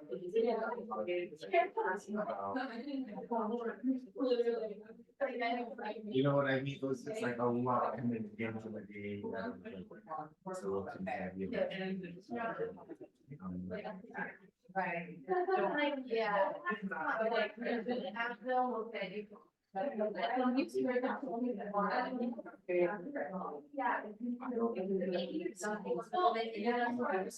also like, there are two other ones that I use. Right. Yeah. There's like, where you can. Yeah, like rotate around here, right, or versus this. Yeah. So like one thing that probably more like that's a great idea. Yeah, so like one's obviously in a better position than the other, but like if you're modifying you know? And it's, yeah.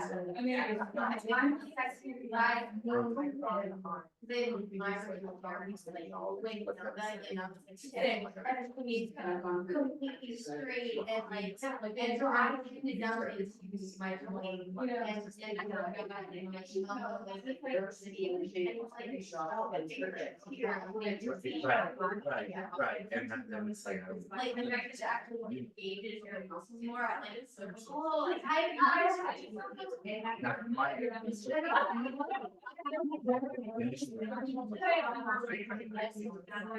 somewhat successfully, and it's like, yeah.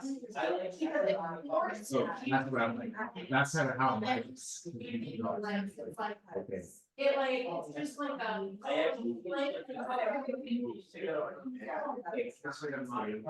You know, it's like.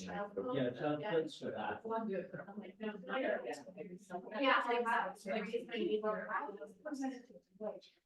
Like, it forces you to have your legs there. But then it's like. And the way everybody stays there was almost like. Yeah. The way they did, you know, like, it's Joe keeping. I was like, is that, I thought that you was the way you did it. I thought it didn't make any sense. Like, now I know. You're like, I just like 40 things from and crying. There's just a lot of people. Right into the other, so he's like. This was. I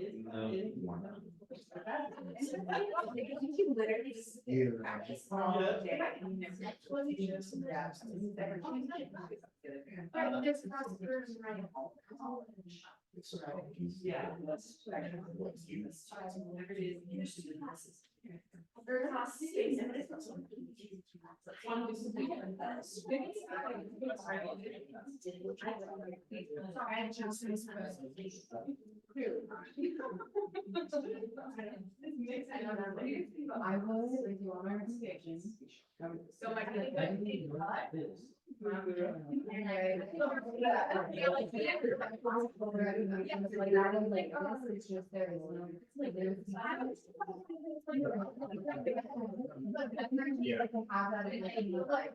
Yeah. Just put it away, so I can see it, feel better. Yeah, So just. yeah, I got you, Yeah. I got you. Yeah. Appreciate it. Yeah, all right, everybody, let's circle up.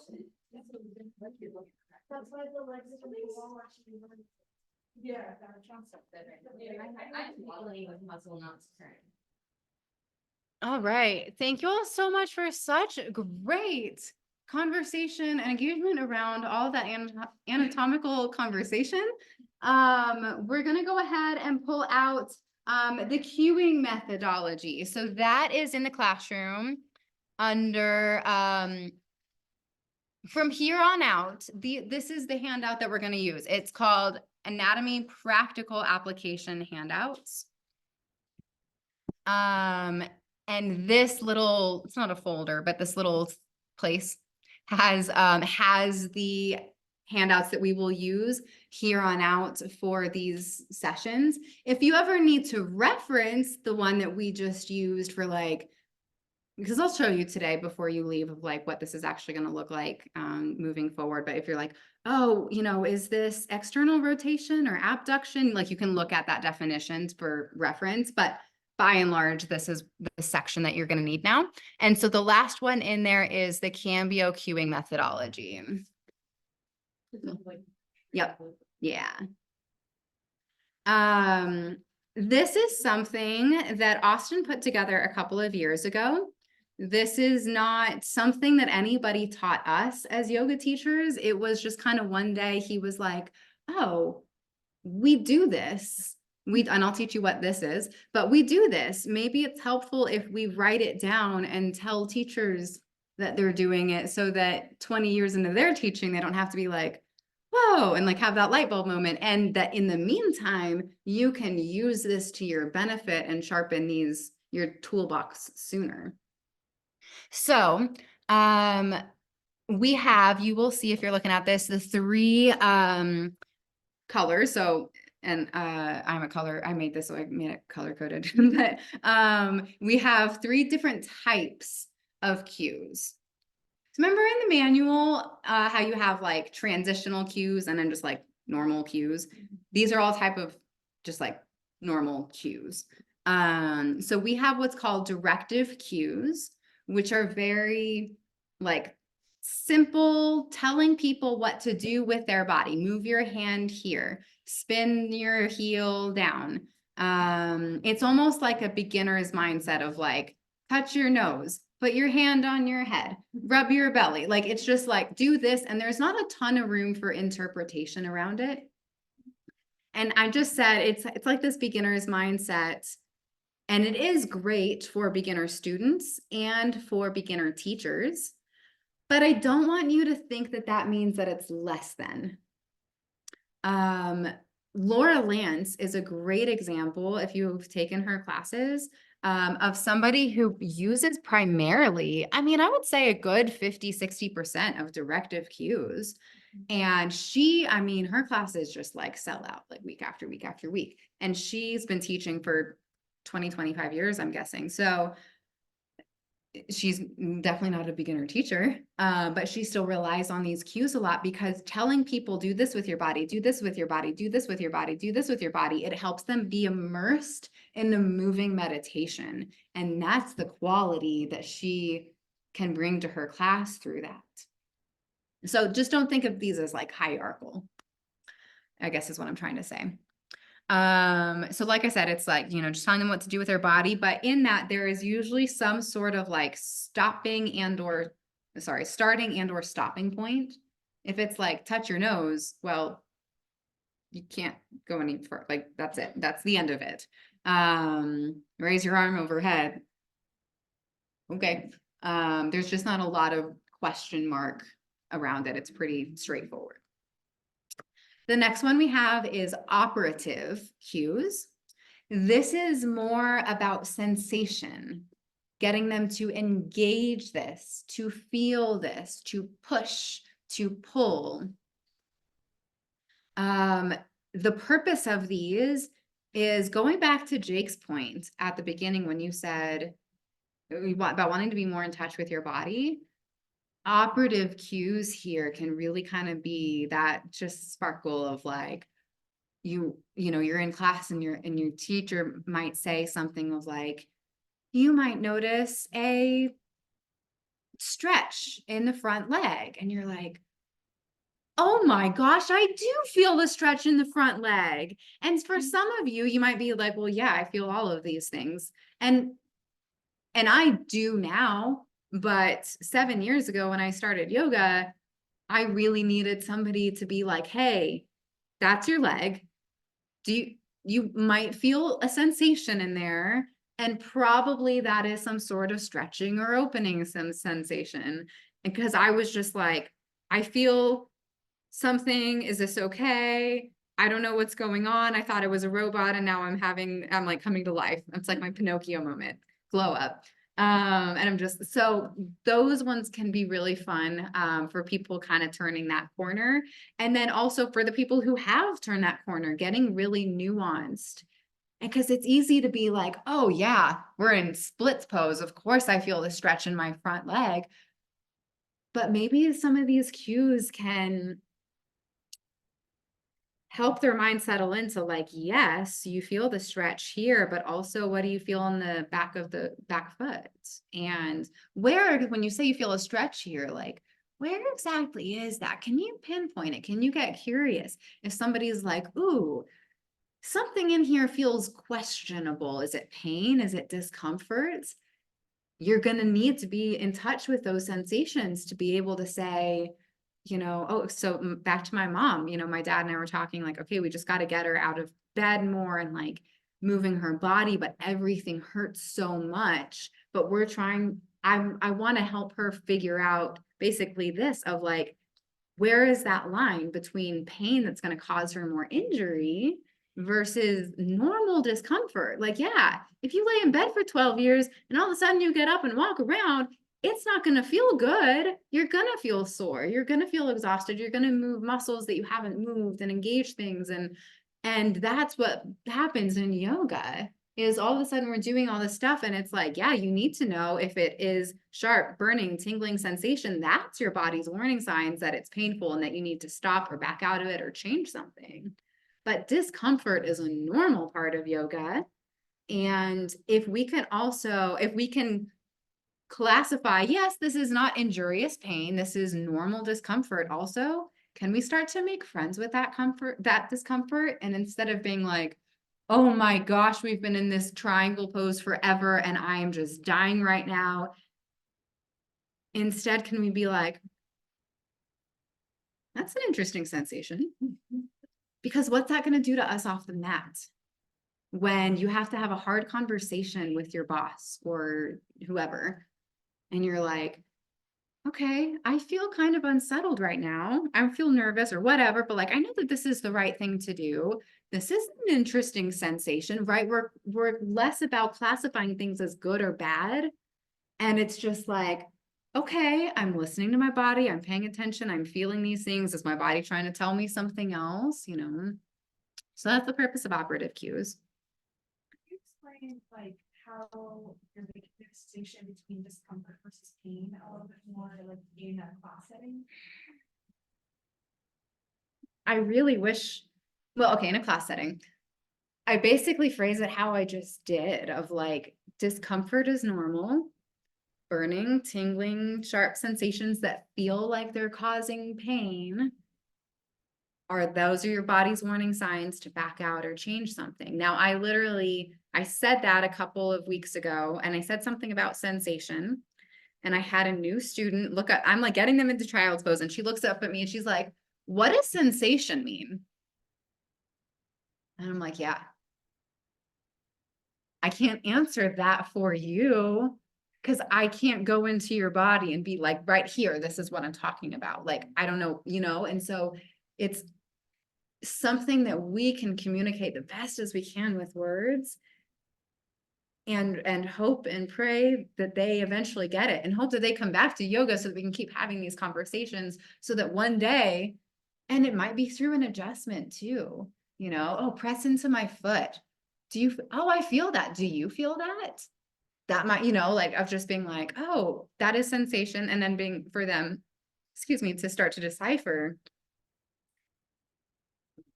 what sensation is okay and what isn't. I also feel it's hard because, like, sometimes, like, you don't want to stay in your comfort zone forever. Exactly. But you also don't want to be like, oh, like, you need to do something harder, like you know, you don't want to push past pain, but also it's like people, I think, backtrack too much a little bit sometimes. It's like, because they're like any kind of sensation, they're like, oh, no. Too much. Yeah. And it's for some people, it's also going to be a little bit of maybe like a trial and error of like, But yeah. yeah, it depends on the day, it depends on the person, their normal physical activity level. For somebody like my mom who has barely moved in 12 years, she's like, everything hurts. I'm so scared of hurting myself more. That's a natural, normal reaction. And I'm like, Mom, I was in chair pose in Warrior 2 for like 3 hours yesterday. You know, it's just like, and for me, but I do that all the time. I'm very active. And so it's super easy for me to be like, most of the time to be like, yeah, that's fine. I can handle this. I will be sore tomorrow and that's fine. And then there are some times where I'm like, that didn't feel right. And then maybe I can step back and be like, okay, that didn't feel right. First off, I'm going to just like take some time. If I feel like for me, it's usually my hips that I'm like, okay, let me just take a few days and like cool off, maybe strengthen the muscle around that area, make sure I'm just engaging things. Maybe when it feels like I'm totally on solid ground again, start to tiny little bit, dip my toe into that experimentation of that movement again, see if moving into it with more engagement and intention makes it okay, or if it is just something I need to stay away from. Yeah, it's tricky. Yeah. It is so hard. Idea. Yeah. What's pain was just like Discomfort, yeah. Or like you take yoga at your own pace, like if an easy breezy day is like what you need, maybe you're focusing on breath or just like we're here for the stretches, or you're like, I'm gonna sweat. When you're like totally new to it, somebody's gonna say, listen to your body, and you're gonna go, what does that mean? Exactly. Yeah. Or like, does that mean, yeah, is all of this normal? So I should be pushing myself even though I feel like, exactly. It's Yeah. so hard. Yeah. I've been like an athlete whole life, and I still like finding the difference between pain and like pushing yourself is not ever really clear. Yeah. Like, Yeah. you get better at it, but you still are, if you're trying to get better at something or going into an uncomfortable zone, like it's, there's so much gray area. Mm-hmm. Yeah. There is so much gray area. Yeah. All right, our last one. So the directive cues. Somebody say, just in like a sentence. Throw some spaghetti at the wall. What's a directive cue? Do this. Great. Operative cue. If directive is do this, what's operative? Feel this. Okay, so integrative is more like be this. It's more subtle body. Think about everything that you're learning in the chakras on those chakra nights. That is where you can really tie some stuff into your integrative cues. It's going to be like, instead of lift up through the top of your head, it might be, you know, seeing this sounds corny now, but I'm like, radiate through the crown of your head, or open your heart. Even that right there, like that's a thing that gets said a lot in yoga when we mean like, probably like, find spinal extension, right? And it's like, you can say, squeeze the tips of the shoulder blades together, open up through the collarbones, you know, but when you turn it into shine the heart forward, lead with the heart space. That still has an action to it. It It's does not have an just- action to it. It's not just like, come back to your intention. Well, Right. it's changing your thoughts, but like, it's a physical action still. It can be, yeah. Yeah. And a lot of these, by the way, speaking of gray areas, Reba, a lot of these are going to overlap a lot. And that's totally okay. This is not any science. This is just a peek inside of Austin's head. But yes, so, and a lot of these, you know, it's like, yeah, you could cue downward facing dog in a myriad of different ways to produce the same physical action. But because our physical body helps the spiritual body come to realization, you know, shining your heart forward versus lift up the sternum is going to have a different impact for different people at different points in the class, depending on who's in your class and what style it is you're teaching. If you're, you know, if you look in your manual, and like Shavasana is like the most quintessential integrative cue. It's like something and like expand into infinity or something like that, you know, and that's just like, and that's something that you're not probably going to say those exact words in class, but we're trying to give you examples of integrative cues that you can rephrase to make your own. So that's really like, yeah, you could maybe be bringing in the subtle body. And integrative cue might be cueing with the breath. And by that, I don't mean inhale, lengthen the spine, exhale, twist. I mean, you're in chair pose. Inhale for 3, 2, 1. Exhale, 3, 2, 1. Inhale, feel the rib cage expand. 2, 1. Exhale, feel it contract. Like very specific. Or when you do pranayama with Kristen, maybe sometimes after camel pose, I do like alternate nostril breathing with my students. Any type of mudras, bandhas, the energy locks, drishti, focusing our eyes, but it's less like, because sometimes it's like gaze at the top of your mat, and it's like, well, that's meant to physically bring you into alignment with your neck versus, you know, you're an eagle and it's like, soften your eyes. Can you see beyond your hands? That's an integrative cue versus, you know, gaze in between your hands is that the purpose of it is more of a directive cue. Question? Yeah, I was saying like wiggling of the fingers to help you with balance, but would that fall under? Would that be integrated or would that? Never heard or used that one before. Really? Yeah, Scott uses it all the time. that's cool. Yeah. That's probably in the realm. Yeah, that's probably an integrative cue-ish. Integrative cues are more complex They could be basically complex versions of directive and operative cues. They could be a combination of directive and operative cues.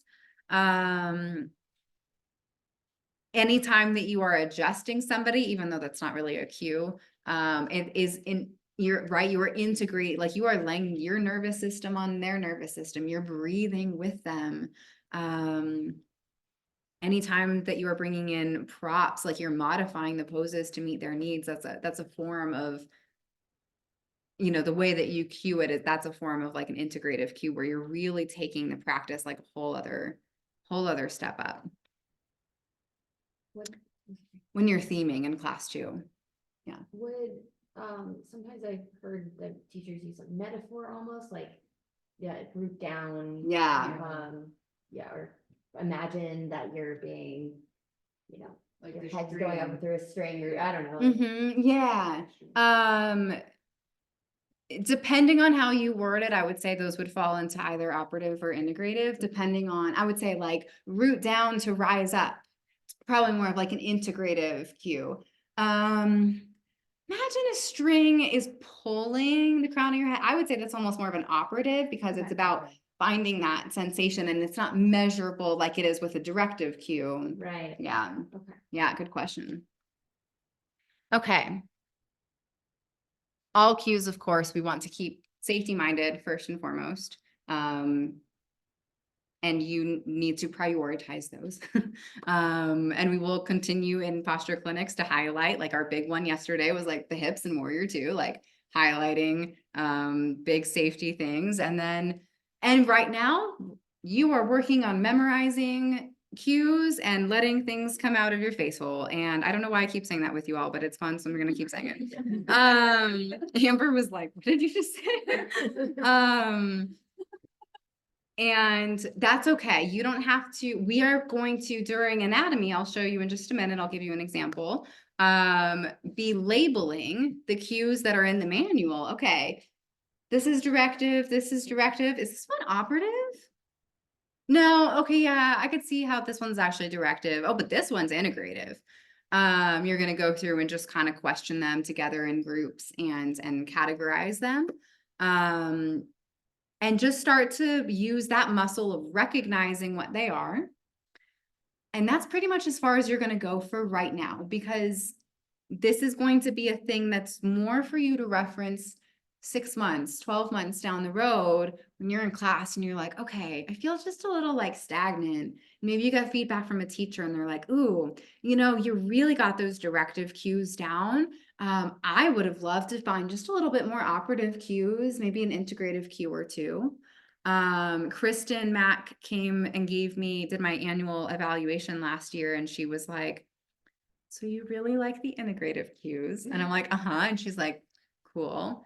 You also need some other types of cues in there. Like you can't have, you know, and so I was like, okay, you're just putting people up in the ethers, Erica. You got to bring them down a little bit. You got to give more directive cues, keep them in their bodies. And so this is that, like, right, that framework to have that conversation around of what types of cues are we giving? Is it more of that physical body experience, almost that sensational mind-body connection experience, and then that spiritual woo-woo experience, and giving an appropriate, right? Most yoga classes are going to be mostly directive, with a good portion still of operative, and in a little bit of integrative.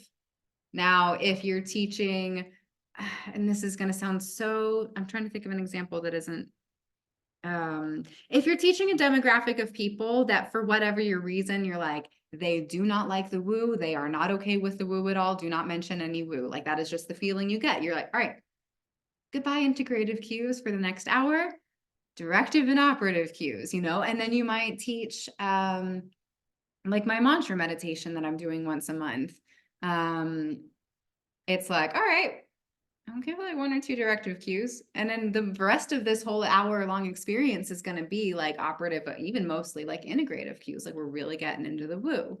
That's different because we're chanting. It's not really asana, but I still kind of have that thought in my head of like, all right, where am I on the spectrum between directive and operative and integrative? Fist to 5, 5 being like, I understand the concept of these three, as well as you could expect you right now and then anywhere else on the spectrum. Okay, awesome. Those of you with threes, any clarifying questions I can answer for you? I want to kind of get it down a little more than I have it, you know, like, cause I'm kind of, like you said, they kind of intersect and I'm kind of seeing how some of them could be Yeah. the other. And when you do this, by the way, I mean, I've got a list of the correct answers, but if you can, if I ask you why, and you can give me a reason for what you came up with, I'll be like, cool, good thinking, right? Because that's what this is about. We're not here to teach you what to think. We want to teach you how to think. So as long as you can be like, oh, well, you know, it said gaze at the top of your mat, which like, yeah, we could see how that was directed, but for us, it really just meant like, you know, like, and that you can argue that you chose a different answer for it. That's awesome. That's the point. Yeah. Because you're going to have different intentions for things. Yeah. Awesome. All right. Anyone else? Okay, let's put it into practice. So let's go back into the classroom. And now we are going to open this practical applications number 1. So it's still in that same little handout section. And then it's that first one.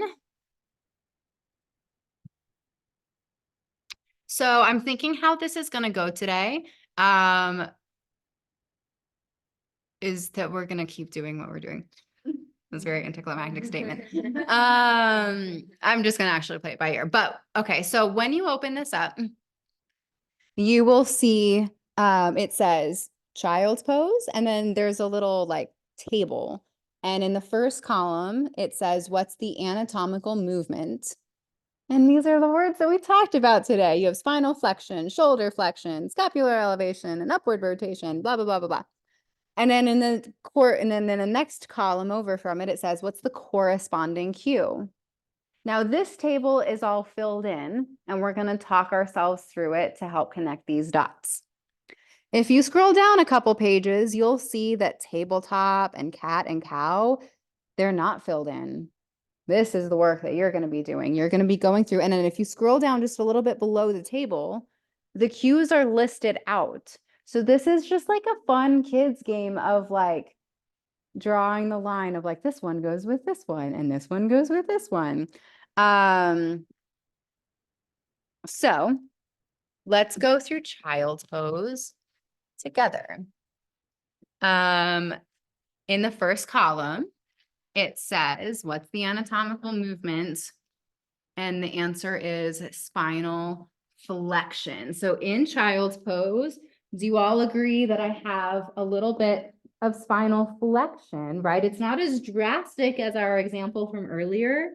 Actually, ragdoll is a really great, like drastic example of rounding in the spine, but there is still a little bit of rounding in the spine happening here, right? Yeah. So our corresponding cue that makes that spinal flexion happen is saying forehead to the mat. Yeah. Okay. Shoulder flexion, right? What is, so if I am here with my forehead on the mat, but my arms back by my sides, and you wanted to get me into shoulder flexion, what's the cue from your list that you can get me to find shoulder flexion? Boom. Scapular. Okay. And this is kind of, it's not necessarily like a goal of child's pose, but it's something that happens as we bring our arms forward. And I'm just going to pretend now that this is the ground because it's hard to talk like that. So here's my mat. So as I brought my arms forward, I found scapular elevation, because that's a normal thing, right? We can't keep our shoulders totally, people are always like, arms overhead, keep your shoulders soft. And you're like, how? And some people it's like, they're like this, and they soften the shoulders. But anyway, as we raise our arms up overhead, there's a little bit of scapular elevation. And with that, there was a little bit of scapular upward rotation. Those tips of my shoulder blades came out as I brought my arms up overhead. Now there's no cue that says, come into child's pose, bring your forehead to your mat, arms reach forward. Your shoulders are naturally going to reach up toward your ears, and the tips of your shoulder blades are gonna wing out a little bit, right? Like you don't say that. But what you did say already was reach arms forward, and it caused the scapular elevation and upward rotation. So we're going to use that same cue to answer the question of what caused scapular elevation and upward rotation. We're going to use the same cue, reach arms forward, for elbow extension. So these cues can be used multiple times. If you look down into knee flexion, we have two cues that deal with knee flexion. Before we get there, so hip flexion is hips. So right now I'm neutral in my hips. To find hip flexion, I'm going to bring my hips to my heels, and now I've got some hip flexion. We can even add on a second one here. My hips are moderately flexed right now. What happens as I bring my forehead to the mat? More hip flexion. That's not even on the list. I just realized that.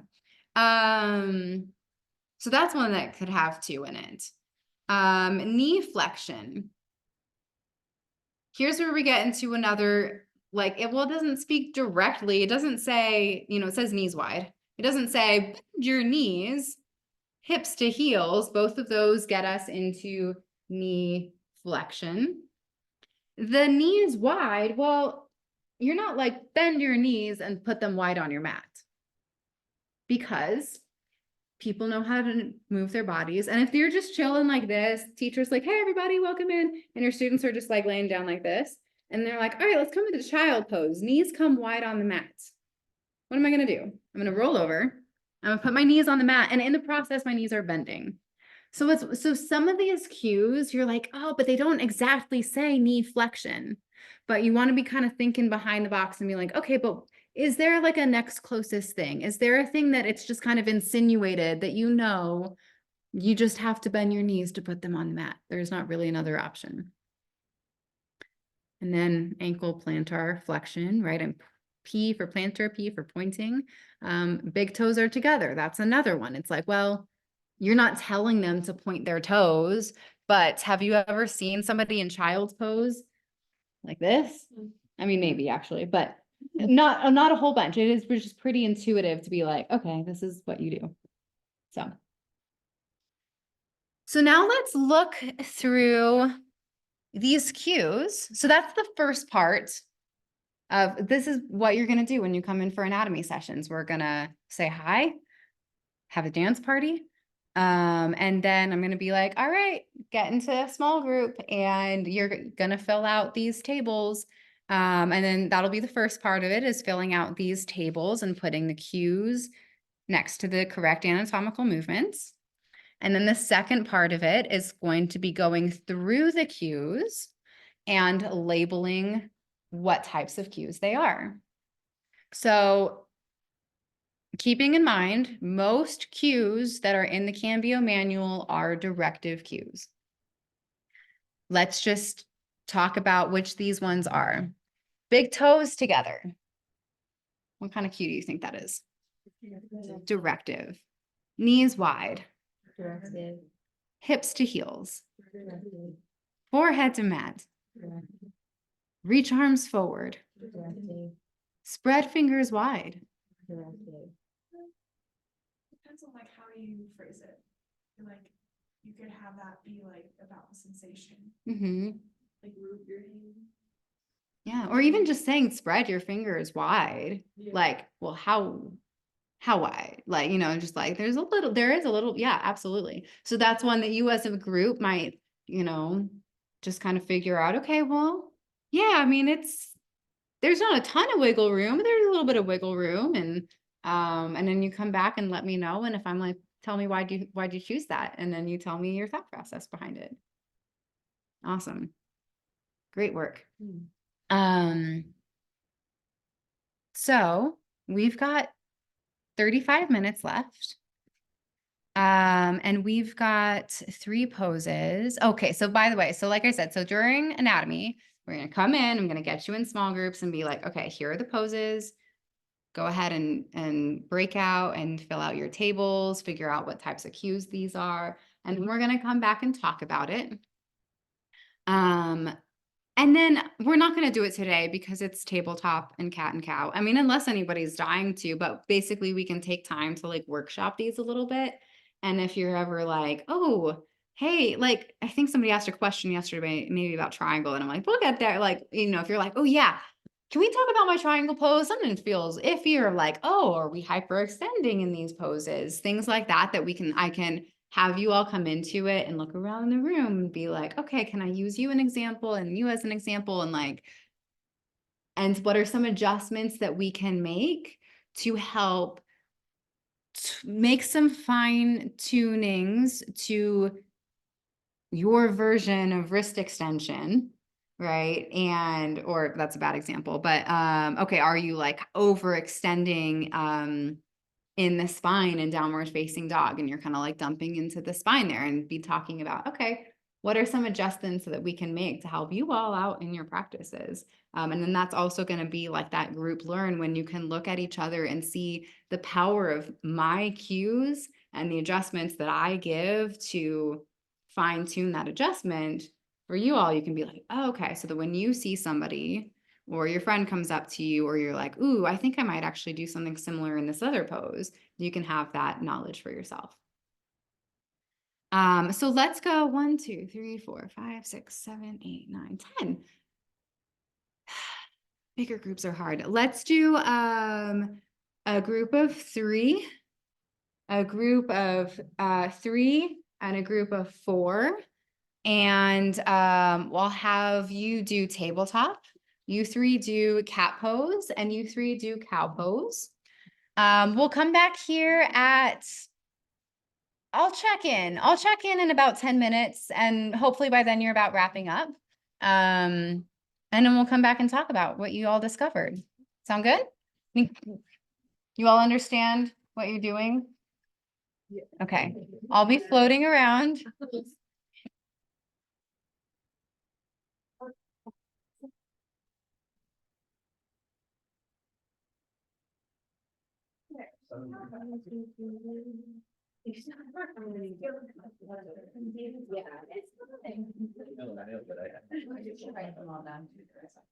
Yeah, I remember.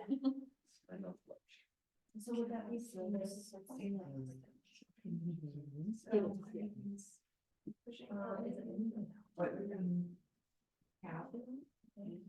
Oh, yes. And if for ease of reference, if you're like, hey, Erica, what's spinal extension? Like, just call me over and I can, that way you don't have to look it up today.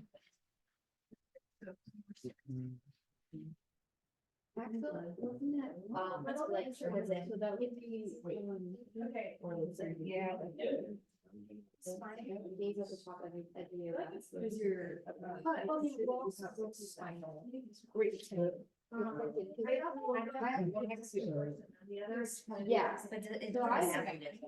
Curious if like define a neutral spine and engage school.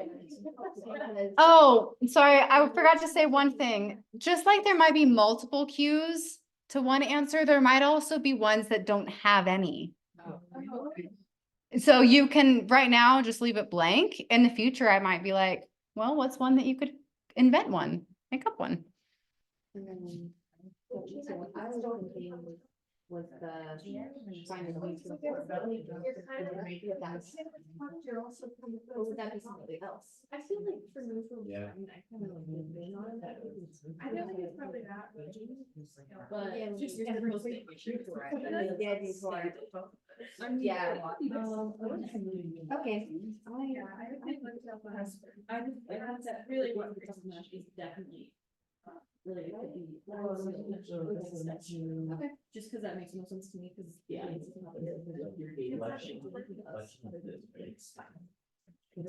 Yeah, you're right. Yeah.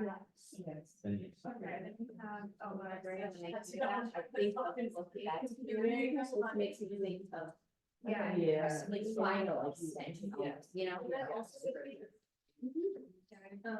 So. We could. Okay, that works. Yeah. Yeah, I don't think- Yeah. Because that's really. It might be how I. It's engaging your. Yeah, engaging Yeah. your- Yeah. And sometimes when you, So it's if you added those two together, it wants to come to that too. It's extending from your heart as you're, you know, in that neutral spine. Wrist extension. I don't know. We had 3 there. I just saw the students down there, so we were doing that. Yeah, so it's already like those 3. And excited for the on you. I think that's one of like. Yeah, that's well, it's just sort of already established. Yeah. So I think there's probably nothing there, and then your feet are probably just down. I think the same. Yeah. Press early. Yes. Let's see. Also, this one might not. Yeah. You. Okay, so. The knees what down. cues do you tell us? No. Yeah. I guess. Unless you guys. I mean, quite a bit often. Or, Direct bridges. We can use.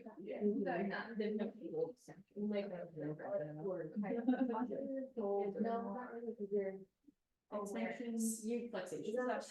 Yeah. Yes, there's a. Wait. There's Now the press and hand sensation. This could be your flexion. So, and. Yeah. Yeah. So that would be, I didn't realize that, she picked the knee, yeah. Yeah. Same thing, so that's. What do you feel like we have? I'm gonna do like. And I mean, touch. When you don't go, it's supposed to happen. Yeah. But I guess you could. What do we consider the press hands for? What do you feel like? What's your days? Thought about that, but I don't know. Ankle. That's still. Plantar. It's for the plantar flexion for it, but. It's like. That would be. Yeah, I broke my egg. Right, yeah, yes, yeah. Like I get with someone would something that. That would be really weird. That would be, would disappear. Yeah. But yeah, it would be like, If you had it. well, yeah, yeah. On the mat. Right. Well, no, because in downward dog, you can, Oh, yeah. you can Yeah. just go from here. For It me, might that be, my. and I don't know if it matters. Yeah. Okay. So like, I don't know if it matters, so I guess we should use that as an catch. Okay. Yeah. I'm like,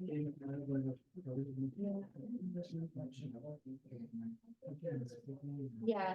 It's just, you're just. Well, sometimes they keep people to go over their toes. No, so and like, I don't know. Alright. But in my brain, for this activity. The pads out. We did it. Well, I think they can- Did you go to bed? Yeah, I think that's I feel like I was so stressed about. No. When I went from found it, it really was clean, it was all cleaning. He had it in a bin upstairs. It was like, I was like, I'm sorry, I don't know how to got it in there. I don't know how I should put it in there and like, but. Didn't matter. Once I found it, I was like, oh, I feel like elated. All that tension and just like. That's fair. Yeah. Sounds like I guess we're going back to the It's just a lot of. a lot of playground.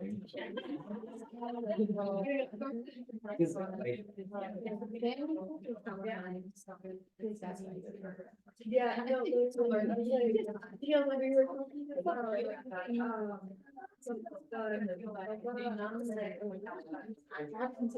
they're hard. I think that's why. I'm more like, Yeah.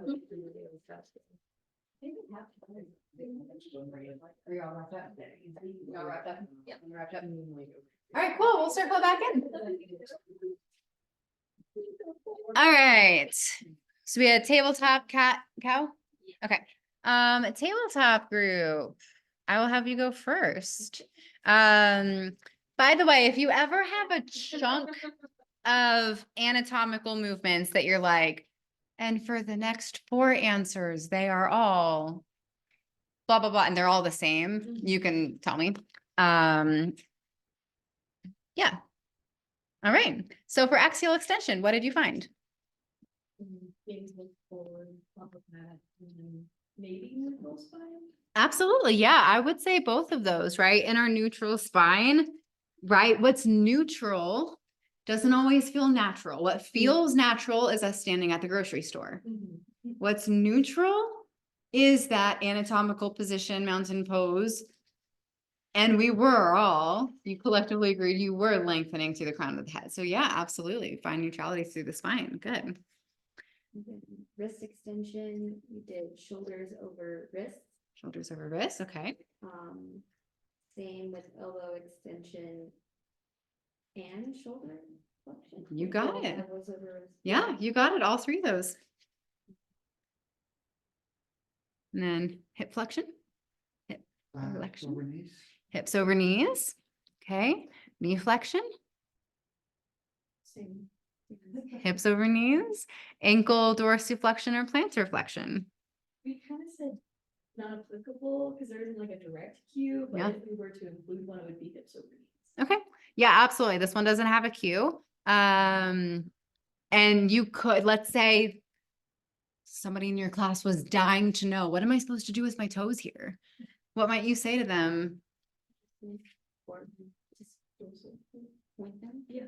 Yeah, either one. Whatever. Unless you as a teacher have a good reason, you know, so especially like living in Colorado, summertime, a lot of people are out and hiking a lot. It might feel nice to tuck your toes under. So you might have that specifically planned for your class during the summer and be like, tuck your toes under.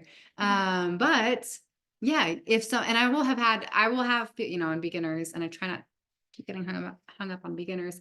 But they're always the people with the nitty gritty questions of like, what am I supposed to do with my toes here? And I'm like, I don't care. But they need that permission. They need to be told because they can't find Satchitananda if they're like, what are my toes supposed to be doing? What are my toes supposed to be doing? Right? All right. Awesome. Way to go. All right. What types of cues were these? Directive? Yeah. Okay.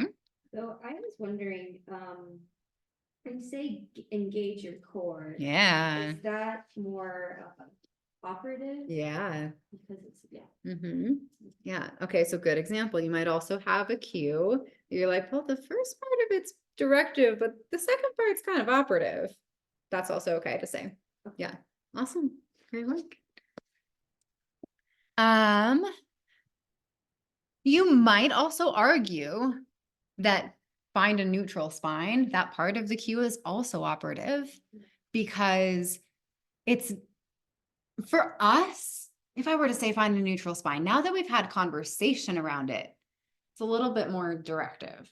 But in a class where you haven't laid out that foundation, neutral is going to be different for everybody. It's not a place your hand here, do this. There's a lot more like, well, what does that mean? What does that look like? What does that feel like for me? So you could argue it that way too. Awesome work. Good job. Yeah. Cat people. So to start off, I'll say like, basically every cue is directive. The only one that we can make the argument for it being, what is it, operative is like press firmly into hands because that oftentimes is described in different ways, like the hands or stability through your hands or something like that. Maybe a yeah. little bit chin to chest. Maybe a little. So, and I might have set a bad precedent with this earlier, but also just like the way, and you can rephrase some of these differently in classes to make them one or the other, but for now, just stick with the way that it is listed. Then they're all And they're all directed, okay. Okay, So for spinal flexion, pulling the navel towards the spine, around the spine. yep, Chin to chest, tuck the Yep. tailbone, are kind of all leading into that spinal flexion. mm-hmm, Elbow extension, press firmly into hands. Wrist extension, same one, press firmly into hands. Shoulder flexion, pull the navel towards the spine, round spine. And I think press firmly into hands, I can't remember if we had both of those for this, shoulder flexion. And then knee flexion and ankle dorsiflexion, not really one for that, because you're kind of riding off of tabletop. yeah, awesome, good. I do want to circle back around to shoulder flexion. So you said, what one did you say for that again? So we said pull navel towards spine, round the spine, Mhm. that's affecting the shoulders, and I suppose you can make a case for like the pressing firmly into hands as well. Yeah. Because or else you could just be somewhere. Yeah. So this one there's no clear cut one. Right, because shoulder flexion would be, and we're riding off of tabletop. Yeah. Right, so, the pull your navel toward the spine, does it change? So here I am in tabletop, does it change the amount of shoulder flexion that I came into? I guess not shoulder flexion, but like the, why can't I think of the word? Scapula? Is Thank it- you. yeah. Scapula. Yeah, the scapula, Yeah. protraction. Yeah. So that's actually not listed in here, but that's what's happening with that cue too. So good. Yeah. Awesome. Way to go. All right. And Cal. So I'll also start with cues. Okay. We said we said continue to press into hands. We thought was operative or could be operative. We said lift tailbone, belly drops, and lift your gaze were all directive. Okay. Tell me why your reasoning behind operative for continue to press into hands. Because it's bringing awareness to the sensation of them pushing into the mat, Mm-hmm. and that it was bringing that body awareness. Cool. I'll take it. Yeah. And those words like press, pull can be a clue to operative language a lot. Yeah. And then for spinal extension, we said that would be lifting the tailbone and the belly drop. Uh-huh. For elbow extension, we said press into hands, and we said that for wrist extension and shoulder flexion as well. Great. But for shoulder, we felt like it could be lifting the gaze as well and pressing into the hands. Ah, okay. So take a look. And by the way, if you're ever like, oh, these other groups are talking really fast and like anatomical movements, if you look at me, and this is just my learning style, so this is what I do. So like while Mackenzie was saying all these, I'm like spinal expression, you know, if that's helpful, you can always look at me looking like a crazy person. So okay, so the lift your gaze for shoulder flexion. All right, so I'm in this degree of shoulder flexion. Does it change? No. No. But sometimes I feel like when people say you lift your gaze, you kind of like lift. I feel like sometimes, okay, you're not saying it, but it does happen that Yeah. like when you're in it, you'll be doing it and then you lift kind of your shoulders up as you're lifting your gaze. Like it feels kind of natural that happens. You're totally right. And something is happening here. It's just not shoulder flexion. What's happening here is spinal extension. It's the first one. Okay. I'm coming into more spinal extension through my cervical spine, my neck, when I lift here. And it could encourage me to, just find more of that shape here, but it's really not impacting But there because I just can't, my shoulders are just locked in, you know, my arms, yeah. my hands are here. I can't, unless I'm doing this is the only thing that can change the amount of shoulder flexion that I'm coming into. Yeah. Awesome. Okay. And then you said nothing for knee flexion or ankle dorsiflexion or plantar flexion. Cool, that is accurate. Awesome. Way to go, everybody. So this day is hefty because it's just like, here's all the things that we're going to spend the next 5 weeks doing. So next time that you come in, we'll be a lot quicker to get the ball rolling. It's going to be like, hey, it's so good to see you. Tell me how you're doing. And then it's going to be like, all right, let's stand up. Who can show me what shoulder flexion is? Who can show me what elbow extension is? So don't feel like you have to retain. I mean, obviously try to not forget this information, but not that you have really good control over what you remember and what you don't. But you don't have to like go home and make flashcards for this stuff unless it excites you and you want to. Know that we will continue to review it here in person and feel it out in your bodies and then put it into these practical, yes, thank you. Do you like my, sometimes I stop, I can't, I'm like, I can't talk anymore. Please. Yeah. For some poses, we will, like I said, we'll workshop them a little bit. So if there's, if you want to look ahead too at like the poses that we're going to do that week and start to think about like, oh yeah, this is definitely one I want to like ask about.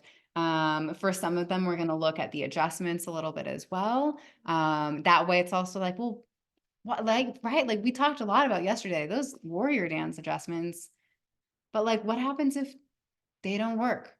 For what, or, it's like, you're trying to like help somebody find this external hip rotation and it's not happening. Like, what are some other, like finding the reasons behind the adjustments that you're giving, match those up with the anatomical movements. That way you also have other options moving forward. If you're like, all right, if I put my hands on them and I'm trying to find external hip rotation, what is that going to look like? Okay. And you still get out a little bit early. Before we go, I do want to say one thing from yesterday that I went home and thought about. When we were talking about the making mistakes in front of each other and how vulnerable that can feel and what a gift it is to your Sangha and to your future students. Like the mistakes that you make now are gifts to your future students, but also the mistakes that you make in front of your students can be, wait, hang on. The mistakes that you make now can be gifts to your future students. And also when you are with your future students, the mistakes that you make in front of them can also be gifts to them. And you're going to go into this conversation a little bit more near the end of your training when you have more philosophy with Amber. But this concept of saying sorry when you make a mistake, when you're practice teaching, if you kicked them, stepped on their foot, pulled on their clothing, if you drooled on them, those are all appropriate things to say I'm sorry for. If you say inhale, left leg lifts, and it was supposed to be inhale, right leg lifts, is that something that you need to apologize for? No. Yeah. So practice now. Oops, set that down. Inhale, right leg lifts, right? Like that's all it needs to be. Or it could be, you're holding them in chair pose and you're like, oh my gosh, what comes next? And they've been in chair pose for 8 seconds while you're thinking, okay, hey, how can we reframe this? Thank you so much for your patience. I just remembered it's exhale, forward fold, or what, like thank them for showing up for you in the same ways that you're willing to show up for them. And see if you can kind of start to let this idea of being sorry go. And think about it too. Like we say sorry all the time. Oh, my cat died. Oh, I'm so sorry. Why? Are you sorry or are you sad? I'm so sad for you, right? Like it's just this thing in our society that I feel like it's so minute, but it's gotten twisted and it bleeds over into so many areas of our lives, this just being one of them. But when you, just to foreshadow what you're going to talk about with Amber, when you apologize during your class unnecessarily, kick somebody's glasses, yeah, good time to apologize. But inhale, left leg lifts. Oh my gosh, I'm so sorry, man. Inhale, right leg lift. Like that's taking away from your power. Is that going to help? If your student is like, my yoga teacher is really beating themselves up about this mistake that they made. And I feel really worried for them. Are they okay? I kind of want to give them a hug. Are they finding Satchitananda? Yeah. So like your job is to be like, I've got this. I've got this. I am the captain of the ship. Inhale, left leg. Just kidding. Right leg. Right leg. Just be like, I've got, like, you are just the MC for the evening so that they can have their experience. And all that to say is just almost think of, you know, like as you're watching out for filler words while you're practice teaching, when you're like, and now we're gonna, and when you're ready, things like that. And you're playing whack-a-mole, being like, oops, I said that. I'm going to try to stop saying that. Oops, I said that. Just loop this in there that when you say, I'm sorry. Oh, hey, I said that. Okay. Notice that. First step is to just notice it. So I just thought I'd throw that out there. Yeah, you all are so awesome. I'm so glad I get to know you and be here with you. Thank you so much. I know today was a huge day with what you did with Amber and Caleb this morning. And the fact that you were engaged and attentive in the afternoon and asking questions. I'm just so grateful. I'm so impressed. So please just go home and like blah, a little bit. Like I said, all of this will get to be revisited. If you're going to retain stuff from today, let it be what you did with Amber this morning, and drink lots of water. Try to get some sun on your face. Okay. I will see you, I think next Sunday. Oh my gosh. Thank you so much. I was like, I know. I was like, put the room back together, but something still feels like it's missing. Awesome. Well, Mackenzie, you want to kick us off? I don't know my word yet. I'll kick it off. This is start. Oh, or you start. I'll start with soul. We'll go this way then. Anticipation. Relief. Music. Let's. Hungry. Sun. Also hungry. Sunflower. I would Awesome. say soul, S-O, not S-O-U. Oh, like I was torn between sun and sunshine. Thank you all so much.